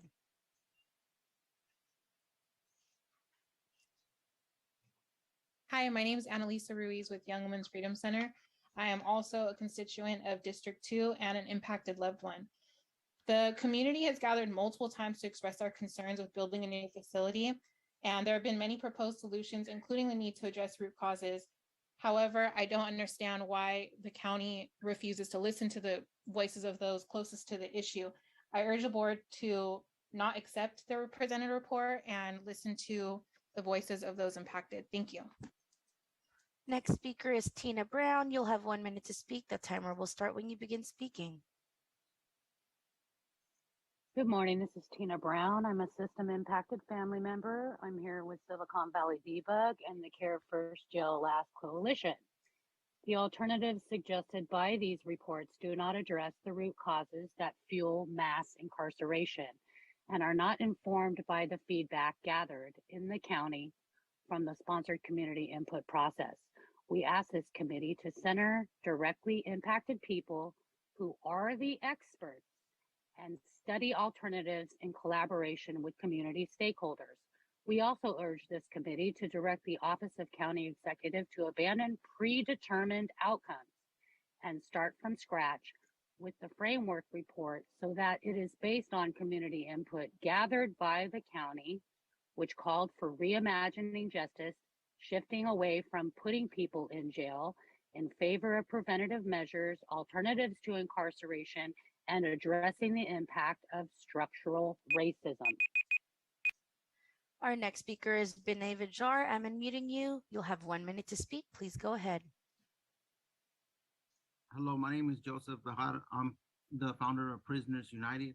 I spent a large part of the past 20 years incarcerated. I understand what the impact of these jail cells do. You can create a state-of-the-art design if you want to, and I don't care who wrote the report or anything, unless you sit and spend time in themselves, you don't really truly understand the issue.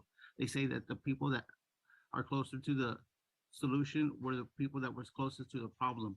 Thank you. Next speaker is Charisse Domingo. You'll have 1 minute to speak. The timer will start when you begin speaking. My name is Charisse Domingo with DBUG. On Tuesday, the board approved a resolution declaring mental health and substance abuse a public health crisis for our county, and that includes those in our jails. The item before this, you talked about COVID in the jails, 259 confirmed cases of incarcerated people. Our board cannot in the same breath entertain building a new jail when we can't even handle the existing jails. I want to say thank you to our public defender, Molly O'Neill, and IDO, Sylvia Perez McDonald, for lifting up the accurate numbers of who is sent to prison. Not only was that information misconstrued, but it was also omitted from the original report. Speaking of things omitted on the report itself, this report clearly demonstrates how our community is not valued, not heard, and muted throughout this process. On the day that the executive released this report in November, the Haywood Burns Institute was still inside our jails, conducting surveys of individuals inside. Yet the office already drafted, finalized, spell checked their report. So I urge you to reject this report because it includes our policies. Our next speaker is Arabella Guevara. You'll have 1 minute to speak. Please go ahead. It looks like you are using an older version of Zoom. Our next speaker is Alicia Chavez. You'll have 1 minute to speak. The timer will start when you begin speaking. Hi, my name is Alicia Chavez. I'm an organizer with Silicon Valley DBUG, and I urge the committee to not accept the report. Apart from the folks inside that have not been taken into consideration, but along with the county's continuance to charge young people as adults, it's only creating a worse situation for those young people. And the creation of a maximum security jail came from nowhere. Thank you. Our next speaker is Joycelyn. You'll have 1 minute to speak. Please go ahead. Hi, my name is Jocelyn Aguilar with Young Women's Freedom Center. I'm calling in strong support of Care First, Jail Last Coalition. Jails do not keep our communities safe and jails are harmful. Thank you. Our next speaker is Noah Alvarez. You'll have 1 minute to speak. The timer will start when you begin speaking. Hello, good morning. First of all, no new jail. Number two, the county's exec's report proposes a max security jail out of nowhere. We need real discussion looking at alternatives to incarceration.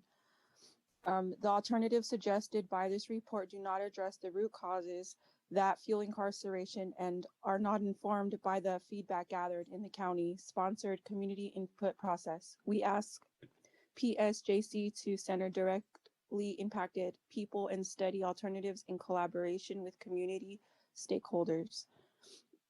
We urge PSJC to direct the Office of the County Executive to abandon predetermined outcomes and start from scratch with the framework report so that it is based on community input gathered by the county, which called for reimagining justice, shifting away from putting people in jail in favor of preventative measures, alternatives to incarceration, and addressing the impact of structural racism. Our next speaker is Molly M. You'll have 1 minute to speak. Timer will start when you begin speaking. Good morning. My name is Molly McLeod, and I echo the previous comments about the omissions in the report that are deeply concerning. And I want to focus on the United States trend of institutionalizing people with disabilities that switched from hospitals, but to isolate and lock people up in jails. And the Olmsted decision in 1999 had held that under the Americans with Disabilities Act, the local government must provide community-based services for people with disabilities when 3 conditions are met. The services have to be reasonably available. A crisis was declared on Monday. We know they're not reasonably available. The services must be appropriate for the person using them. That means they also need to reflect the culture and the identity of the people who are represented. And so there is much work to be done in alternatives, and that's where the money should be invested. Thank you. Next speaker is Andrew. You'll have 1 minute to speak. Timer will start when you begin speaking. Hi, my name is Andrew Bigelow. I'm an organizer at Silicon Valley Debug. I'm also a resident in Santa Clara County. Want to encourage this committee to say no new jail. Also want to echo the comments by my brother Jose Valle. This county exec's report proposing a max security jail is so far removed from what I've heard in every portion of this process. There's been a process to talk about this, and everybody who's been participating in this process that I've seen and that I've heard, whether on Zoom or in person, whatever it may be, this is not what they're asking for. And so there's a clear disconnect. And therefore, because it's not of the request of the people who participated in this process, that report should be rejected. And I really do encourage the continuation of an actual search for an alternative, not just a suggestion of and then moving past. Thank you. Next speaker is Urvish Kumar Mehta. You'll have 1 minute to speak. Timer will start when you begin speaking. Thank you very much to Board of Supervisors, as well as the city staff, and as well as the County Justice Department. I want to specifically mention about the 2016 report and the Blue Ribbon Commission's work within the Santa Clara County, especially the jail reforms and the law reforms that's been happening. It is the basic human dignity that is required to be addressed, and also to be addressed with the human rights. What is more important is that the community leadership, which is comprises of, based upon the expert which are sitting in the commission, pushing for the jail reforms and new oversight agencies that informing the IPS to provide the proposal. It's not just about writing something on a white papers or putting the policy proposal. However, it is a mixture and amalgamation of community members, like the community members, as well as the different experts sitting on the commission, as well as the Board of Supervisors taking the collective action on those reforms. So certainly it is really. Our next speaker is Arabella. You'll have 1 minute to speak. The timer will start when you begin speaking. Hi, my name is Arabella with the Young Women's Freedom Center. I am a part of District 10. I'm calling in support of Care First, Jail Last Coalition. Jails do not keep our community safe. Jails are harmful. Thank you. Our next speaker is Raj Jayadev. You'll have 1 minute to speak. Timer will start when you begin speaking.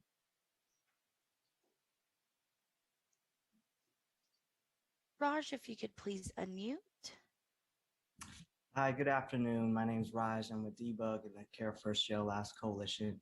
It's calling for this committee to reject the report from Martha Lipinski as just a basic fundamental premise that it lacks any substantive analysis to rely or base this conclusion to create a supermax jail that really came out of nowhere without any sort of prior dialogue. It also does not respond to direct questions from the Board of Supervisors to do an assessment and analysis on what the cost of renovations would be, to have a counter vision of what could be done to improve conditions in the jail, instead of shoehorning into everything into the idea of building a new jail. It also lacks any analysis of what the other county initiatives to decarcerate would have to project any future numbers, and also cuts against the basic resolutions around making mental health a public health crisis, and also the efforts to end racial systemic discrimination. Thank you. And that concludes our request to speak, Madam Chair. Thank you very much. Supervisor Wasserman, did you have any comments? Yes, I have numerous comments. All right, why don't you go to it? 47 years ago, I worked at Agnew State Hospital, and that's when I first learned about the need for mental health facilities in Santa Clara County. Unfortunately, the state chose to close their mental health hospital, and the county has been scrambling ever since and continues to do so to provide more mental health services. As the people in this meeting and that have spoken know, I'm in favor of both a new jail and a new mental health facility. I believe every supervisor has had a tour through the jails. I went through South before it was knocked down. Very inhumane conditions existed there and exist in our remaining North and Elmwood. Those things have to change. 16 years ago, the former board at that time, those 5 members, recognized the need for Main Jail South to come down because of the inhumane ADA, seismic, et cetera, conditions that existed there. They put together a plan, had a jail designed, and they were going to do it. It didn't happen. 11 years ago, I got here and was told and shown the inhumane conditions that existed in all 3 locations, especially Main Jail South, and that there was a plan to replace it. The plan was then revised to deal more with inmates who had mental health issues. People with mental health issues should not be in jail. That's why I'm advocating for both a new jail and a mental health facility. Martha, I want to thank you and Veronica for this tremendous report, the work that went into it. I was very happy to see our in custody has fallen from 48% down to 38%, from 2,300 people, from 4,300 people in custody to 2,300 people in custody. That's headed in the right direction, but we still have people in custody living in inhumane conditions, and that needs to be changed. We still have people who have mental health issues that need a mental health facility in order to be properly cared for and to help be rehabilitated, both in custody and those not in custody. Just turning through my notes here. The service model, the operational plans, I appreciate the knowledge about the 12 buildings recommended for demolition, 22 of the buildings needing major repairs and upgrades. Our system right now is not appropriate. It's inhumane. That's the word I keep on using for people to live in these conditions, whether it be the pipes, the earthquake, the ADA, the lack of personal space, the lack of ability to get outside to the air.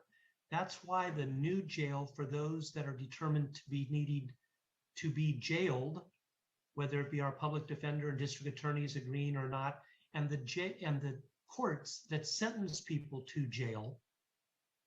We need the new jail, and we need it to be built right, and we need a new mental health facility. And I believe I'm almost at the end of my comments here. I've been dealing with this for 11 years, Vice President Chair, and I think the place we're at now is the place we've ever been, where I hope, best place we've ever been, where I hope there's a majority that want to build both. It's time to do something. Even in Martha's report, it says 6-year timeline to build a new jail from now. And we have funds from the state and the building's demolished. But it's 6 more years of people living in inhumane conditions. And reducing the population, great. That'll be fewer people living in inhumane conditions. But at the end of the day, we need to have a facility where people determined who the court system have determined should be incarcerated in appropriate, safe, humane conditions. We also need a place for those people with mental health conditions to be cared for. And in closing, as I look at the last couple of pages, Martha, of your wonderful PowerPoint, and thank you for including this in a timely fashion so I could read it the last few days prior to seeing it for the first time today. Your last couple of pages talk about improving the living conditions for justice-involved conditions, the need to minimize incarceration, and the need to improve, expand behavioral health services. And I am 100% in agreement with all of that. And I thank you, Martha. This is a very difficult topic for us as elected officials, for staff members. There's a lot of passion and emotion out there in the public. It has been for the 11 years I've been here. It had been for the 5 years of the board prior that thought they were doing the right thing. I hope during my remaining time that we can vote on something and get it going. And that simply means 6 more years till we cut the ribbon, which is a shame, but it's the reality. Thank you, Chair. I'm done. Thanks. Let me start with an observation that perhaps the jail hasn't been built after 16 years because it has clearly never been a good idea. It is not due to government bureaucracy that the jail hasn't been built, but because there has not been the collective will to do it, and for good reason. Each proposed iteration has been different from what came before, and now more than ever, we are in a time of great change. I'll get to the concern with humane conditions. The new jail literally won't improve conditions in our existing jails, where 80% of our incarcerated population will continue to reside, but more on that in a moment. I want to ask for clarification on one point, and then we'll just make some brief comments in alignment with the feedback questions and position I've offered this conversation in the past. First, it's my understanding from many conversations with Judge Manley that a mental health treatment court can order a person to residential or outpatient treatment as a condition of their release.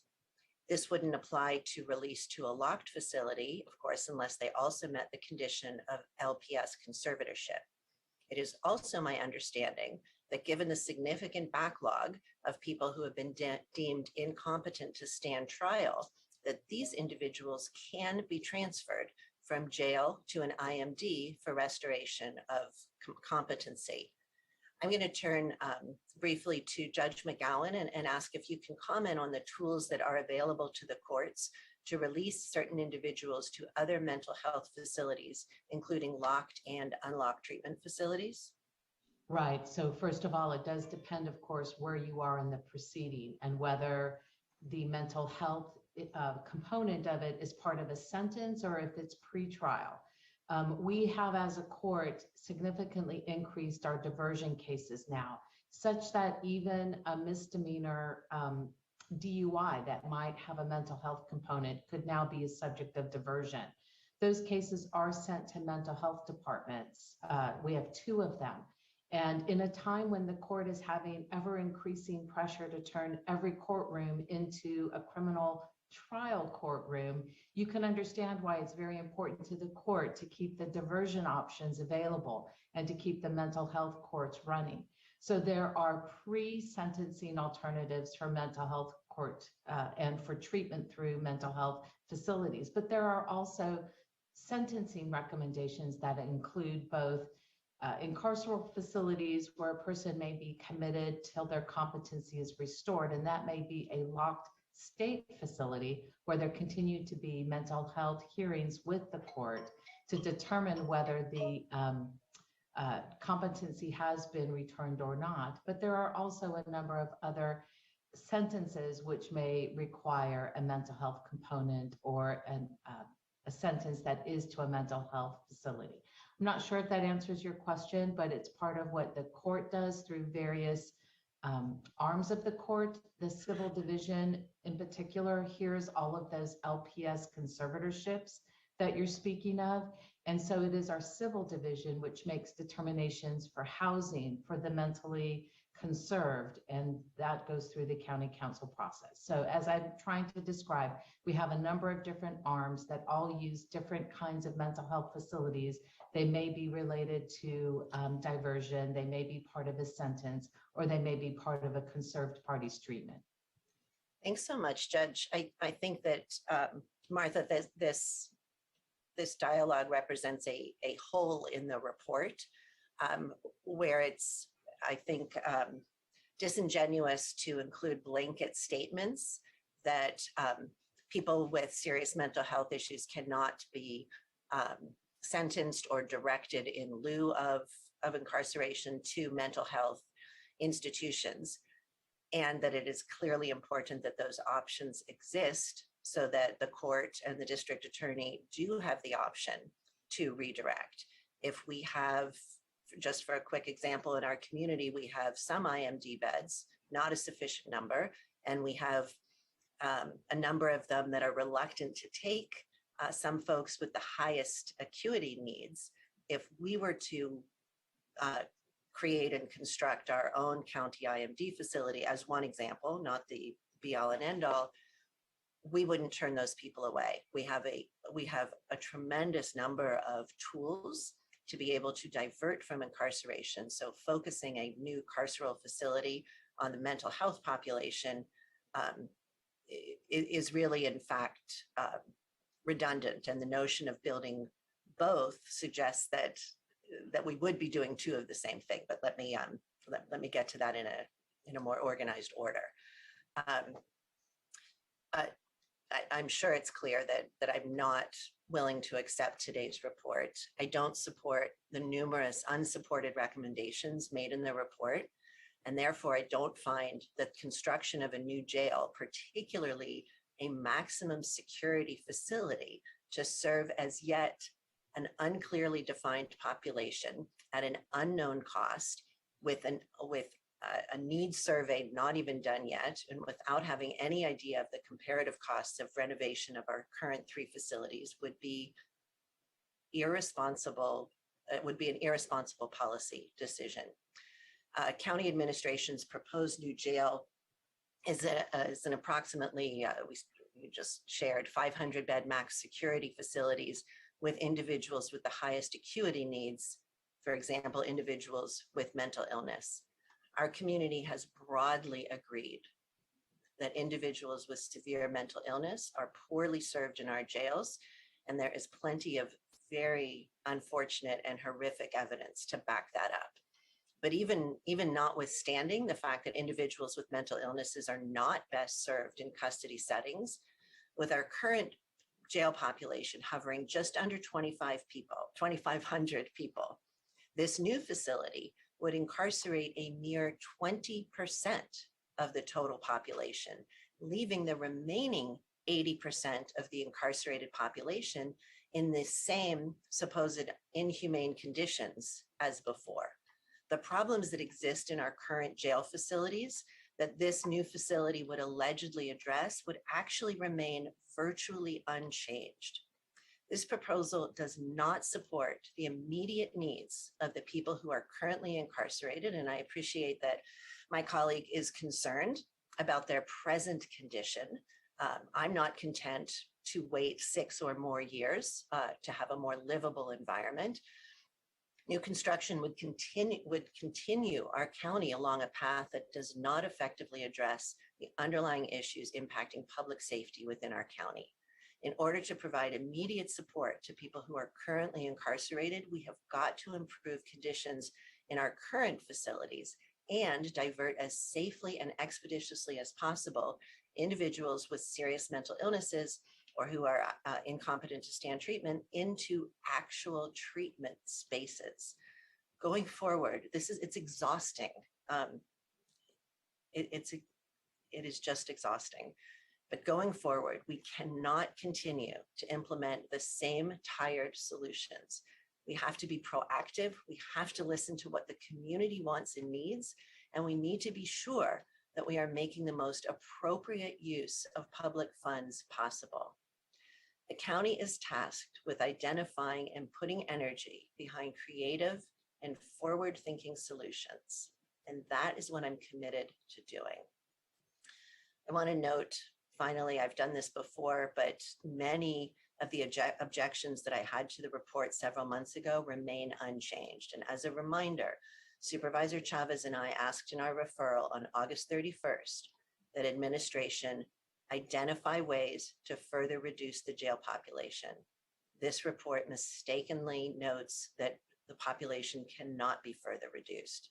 We've asked, the referral asked to begin exploring alternatives to the sheriff operating the jails. We asked to explore alternatives to incarceration. And the report on the conclusion page for item 5 did in fact note that this is one of the goals, but the report itself in number 6 contains no pathway to get to lower numbers. And per Supervisor Simidian's request, he added to that referral that the administration explore the legal requirements for the county to operate a jail. The referral did not, in fact, ask for recommendations regarding the construction of a maximum security jail. I am very disappointed with the report. I will continue to object to its acceptance. Since the action is to receive the report, there's no vote taken, but I certainly would like all of the comments that have been made today by both myself and Supervisor Wasserman forwarded to the board with a recommendation from the chair to reject the reports. Supervisor Wasserman. Thank you. I just heard you say a recommendation to reject for the chair. So from the vice chair, the recommendation would be to accept. Got it. So they'll hear them one and one. Thank you. I appreciate that. You and I clearly are on different sides of this, yet half the statements that you made, I said yes to and agreed to and agreed to and agreed to as you were speaking. But that'll be probably a board agendized long day when we go through that. I understand that the reconstruction of a main jail south as currently proposed might only accommodate 20% of the currently incarcerated, but the construction of a new jail south was step one. The construction of a new jail north would be another, which again would house additional people and address what you were saying about providing. Sorry, so are you talking about building multiple new jails? I'm talking about a solution that provides humane and appropriate settings, conditions for the population that we need to have incarcerated. That number has changed dramatically over the years, and I'm in favor of continuing to reduce it when the entities involved and authorized to make that decision, reducing it. I'm all in favor of that. The board 12 years ago voted to build a new jail. The board 6 years ago voted to build a new jail. In between those times, there were 2 or 3 different renditions of what that jail should look like. In between those times, the state came forward and said, we'll award you X hundreds of millions of dollars to help build a new jail because you, Santa Clara County, your design was chosen out of the 10 or 12 large counties that applied for the grant funding. What I'm saying, and I'll just conclude with— We rejected that funding. I'm sorry, we accepted, then we turned around and then rejected it because it was cheaper for us to give the money back than live under the state's conditions. The reason we rejected the money was if we had accepted the money, the process of building a new jail would have taken longer. And we recognized the need for a new jail and wanted to build one as soon as possible to get the incarcerated people out of the inhumane conditions. So we rejected the state's requirements, the strings attached, if you will, to their grant funding. We did that so to build a jail faster. That was majority, if not unanimous, majority board voting to do that, was to build a new jail. during the same time, the I'll last. just say, sorry, I voted to reject that funding and Yes. not to build a new jail faster, but because there were so many restrictions that came along with that, we would not have the flexibility that we have now to make Yes. different decisions. We have still not done a cost study. We have Thank still you. If I not may- done a comparison. And if I can finish, thank you. I appreciate that, Madam Chair. It was a unanimous vote of the Board of Supervisors to reject the money because we were told acceptance of it would extend the amount of time necessary to build a new jail. What we were saying, we didn't say no to a new jail at that time, and we may or may not say no to a new jail in the months or years ahead. What I'm saying is we need both. The need is now. We have need for a better jail, and we have need for much better mental health facilities. And I'm going to leave my argument as being that simple, because otherwise, if we keep talking, we're being redundant. So I'm done. Can I jump in here on a second? Oh, why not, Dr. I Smith? want to make sure. Well, I want to make sure the committee understands the position that administration is in. You know, we've presented you with a report that we think is responsive to the board. Obviously, there's difference of opinion about that. So this report will go to the full board, and rather than having administration charged with trying to represent committee's opinion, I think it's best that the committee represent its own opinion at the board meeting. Dr. Smith, the two pieces that I did point out that I believe need to be corrected and elaborated on in the report before it comes to the board are, oh shoot, what was the first one? The second one, oh, the first one was the presumption that the statement that the population could not be reduced further because of the 1,700 people charged with serious and violent felonies. We've got evidence pulled jointly by the district attorney, public defender, and others that refute that position. I'd like that to be included in the report. And it's also very clear that there are alternatives for people with serious mental illness to be directed to non-carceral facilities. And I think that's a very important piece to put in, particularly if the current design of the new jail contemplates a majority population of people with serious mental illnesses and who are IST, and we can in fact divert the vast majority of them, or some number, we haven't explored that, to non-carceral facilities. It may obviate the current plan to build a jail that is targeted for that same facility. So when Supervisor Wasserman says, yes, build both makes no sense if we're talking about serving a largely overlapping population. So I'd like both of those to be addressed. The purpose of bringing the report to this committee for a much more detailed conversation and back and forth was in fact to do just this, to make recommendations that may need to be changed before the full board reviews the report. Otherwise, there was no reason for us to have done this today.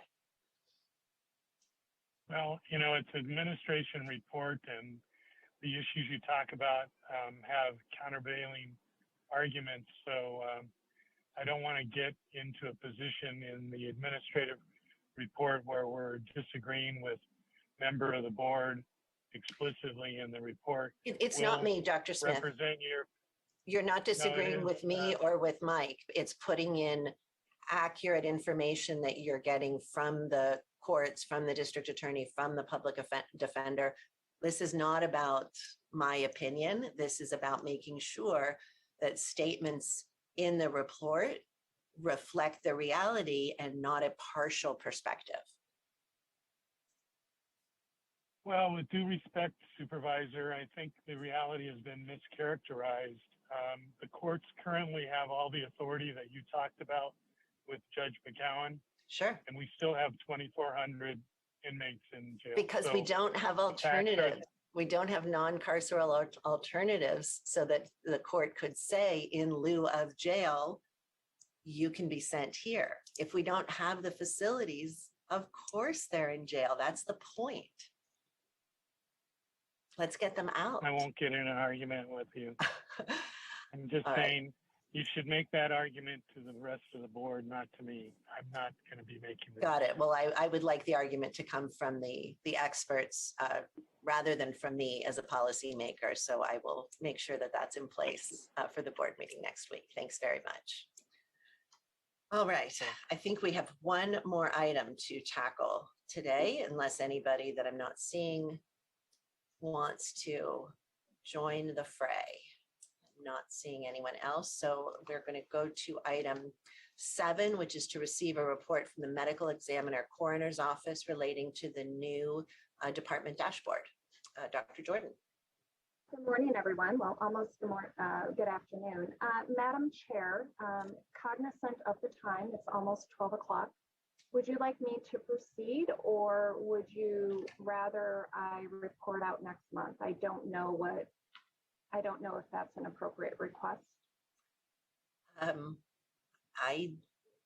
Well, our agendas are always full, so I tend to want to have it now, but let me turn to Supervisor Wasserman, see what his preference is. We've read the report in our packet, so we could also go directly to questions. Supervisor Wasserman, what is your preference? Thank you, Chair. I read the report as well. Hello, Dr. Jordan. If there's something more you think we should know that's important, I would suggest that you present it now. Okay, perfect. I do have a short PowerPoint presentation. I do want to provide some updates to the dashboard, including a very brief demo of the dashboard live. I anticipate that presentation probably shouldn't exceed more than 10 to 12, 15 minutes. Is that acceptable? 10 would be preferable. Okay, I will do my best. I'm going to go ahead and share my screen.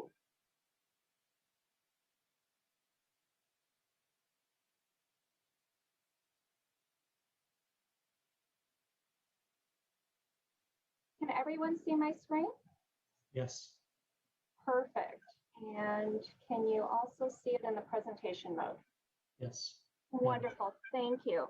Well, good afternoon, everyone. Happy New Year. I want to thank the PSJC for fitting us in this very packed agenda. This presentation will provide a summary as well as updates and a preview of the dashboard prior to going live.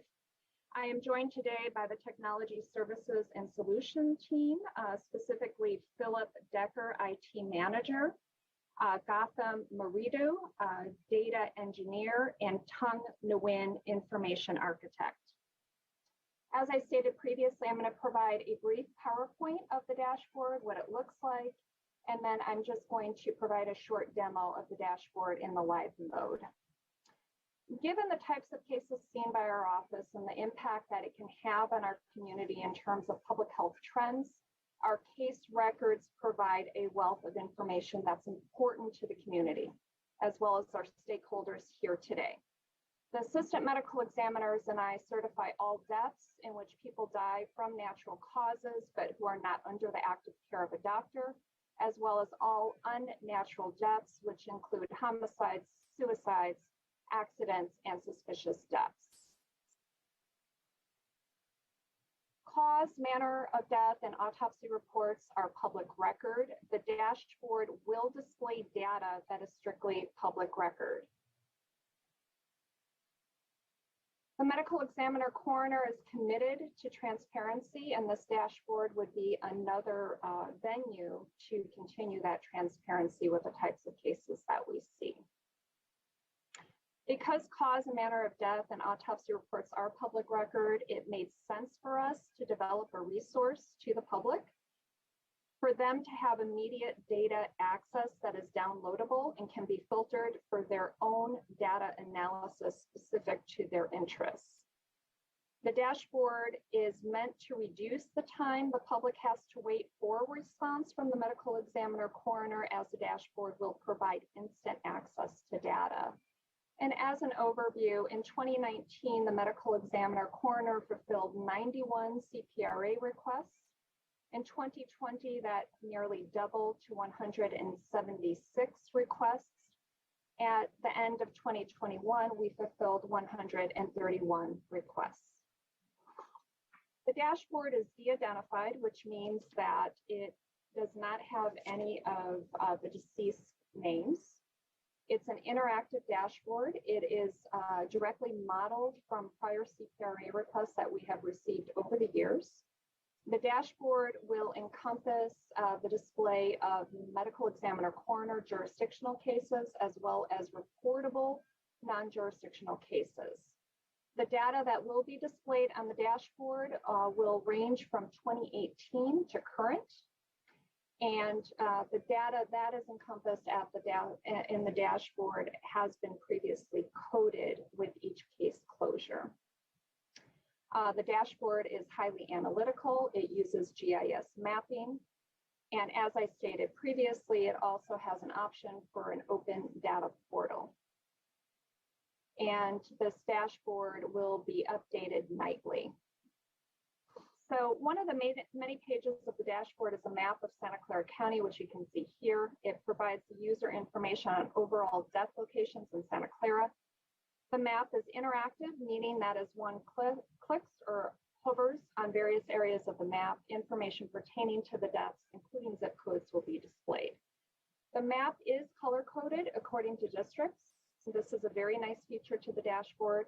We are aware of the district restructuring, and the dashboard would update these zones accordingly when these are available to us for updates. As you can see here, we have an overview of the dashboard in terms of the content page. We have a Q&A that is also built in the dashboard. So as one uses the dashboard, if they have specific questions, they can find their answers directly on this page. We also are releasing the different types of case types that is seen and reviewed by the medical examiner coroner. And then we also have a page devoted to exactly the definitions of these particular case types. As you can see here, this is what the typical page of a dashboard would look like. In the upper right-hand corner, we have a sliding bar, which allows the user to either download all the data or to further target specific death dates that they are interested in. On the left-hand side, you can see that case numbers are populated. And to use this as an example, this is our child death page. The case numbers are populated here. If one chooses a particular case, you can see that this is populated with public information, including basic demographics such as zip code, age, race, gender, as well as cause of death and manner of death. We have a case page that is devoted to the number of deaths that we see in the unhoused community, as well as a case page devoted to COVID-19 deaths. And just to reiterate, in Santa Clara County, all COVID-19 deaths are reportable to the medical examiner. So the death data that is reflected in the dashboard is specifically of individuals that are dying of the virus, not with the virus. They're dying of COVID-19. We also have a case interest page specifically devoted to opioids, as well as motor vehicle accidents. And then we also have a page devoted to elderly fall deaths, as we feel that this is important for the community to have access to this particular data. And I would like to thank our hardworking team at the Medical Examiner Coroner's Office. We also want to give a shout out to TSS and their team, as well as our county executive, with particular emphasis to Boo and Pam, who helps with our data analysis and will assist with this dashboard going live. And of course, County Council, who has been debriefed of this dashboard every step of the way. What I'd like to do is I'd like to go ahead and unshare my screen, and I just want to bring up the dashboard live, and then that will conclude my statements. Let's see, stop share. Give me 1 second, please.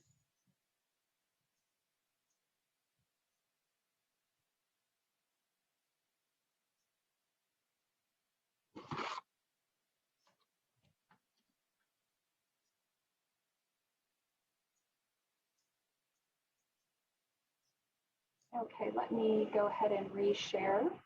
Can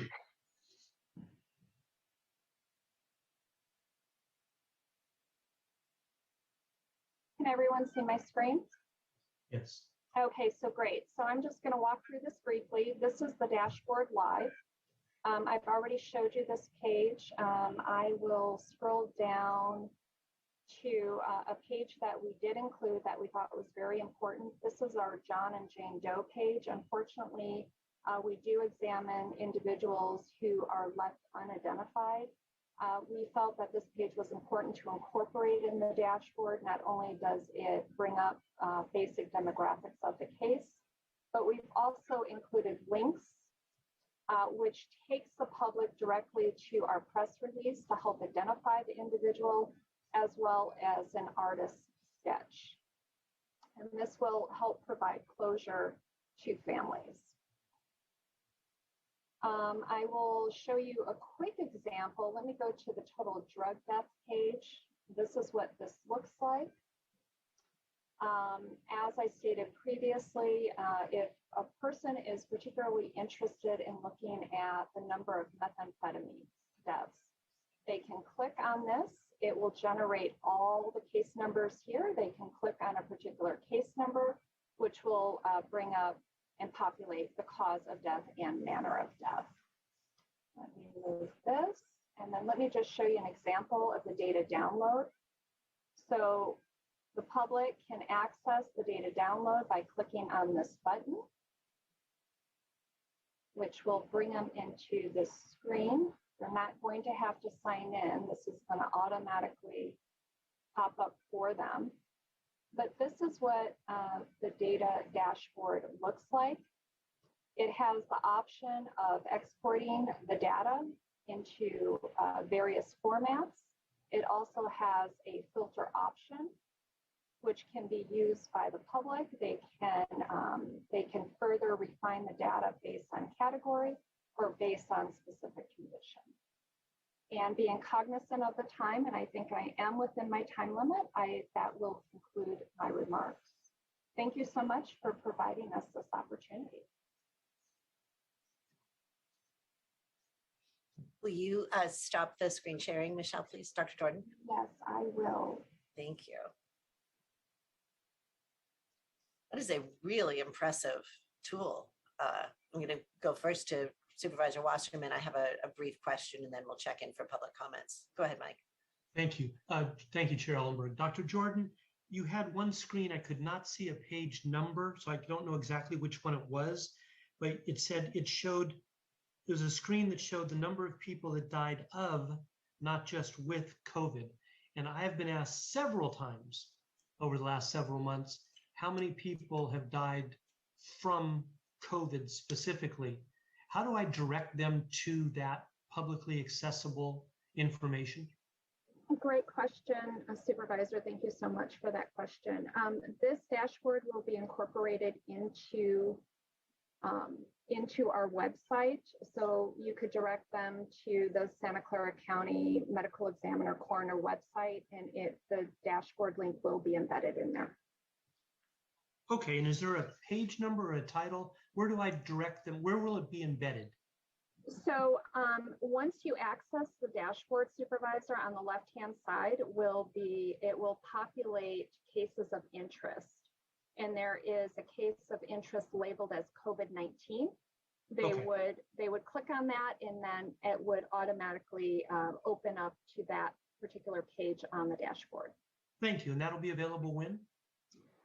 We are hoping, we're doing some fine tuning, and we're doing the last of our data verification. So I'm hoping within the next month, if not sooner. Wonderful. I'll tell them 30 days. Thank you. Thank you, Chair. Thank you. Dr. Jordan, I saw that you had to sign in. Will this site be accessible to the public or county employees or your department? What's the scope? Yes, thank you. So yes, they will not need to sign in. So no sign in is required. So as soon as they're in the dashboard and they want to download the data, they just click on the button that I previously demonstrated, and that will automatically open up for them, Supervisor. In answer to your last question, this dashboard will be accessible to everyone, including yourself. And sorry, did I miss you say a date that it would be live to the public? We are hoping within the next month, if not sooner. Okay. What I'd like to ask, and I realize once it's public, I won't have to make formal requests of your department, but could the department provide an off-agenda report on exposure deaths over the last 6 months, please? Absolutely. Okay, thank you so much. I'm really excited to start playing with that too. Do we have any public speakers? We currently have 2 requests, Madam Chair. All right, let's do 1 minute each, just since we're running over time here. Okay. Our first speaker is Urvish Kumar Mehta. You'll have 1 minute to speak. Timer will start when you begin speaking.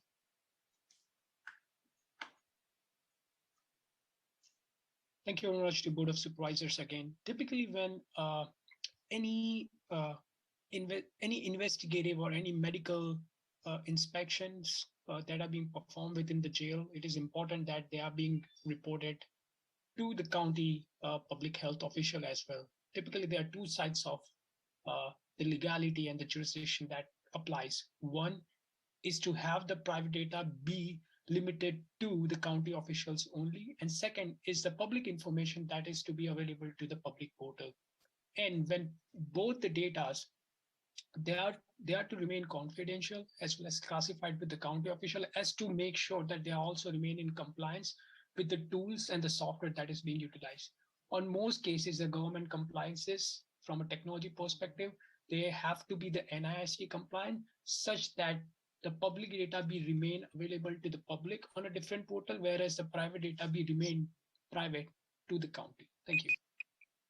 Our next speaker is Cynthia Longs. You'll have 1 minute to speak. The timer will start when you begin speaking. Hello, my name is Cynthia Longs. I wanted to speak on the last item, Agenda 5 and 6. Am I able to? I lived in the district for 40 years in District 1. I'm a system impacted family member, a member of Care First Jail Last, and an advocate of debug. And about Agendas 5 and 6, I think that the alternative suggested by the report does not address the root cause of the causes fueled by incarceration.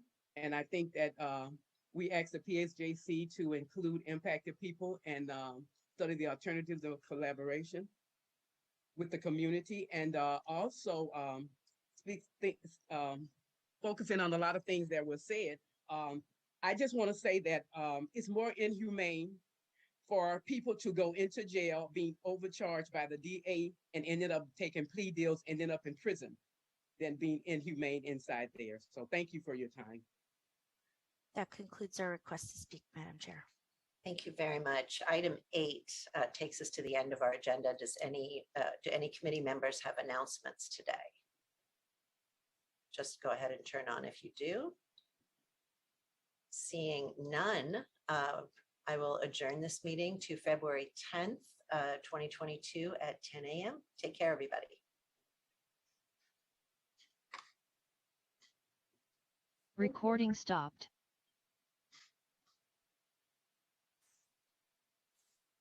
Thanks, clerks. Have a great day, Supervisor Ellenberg.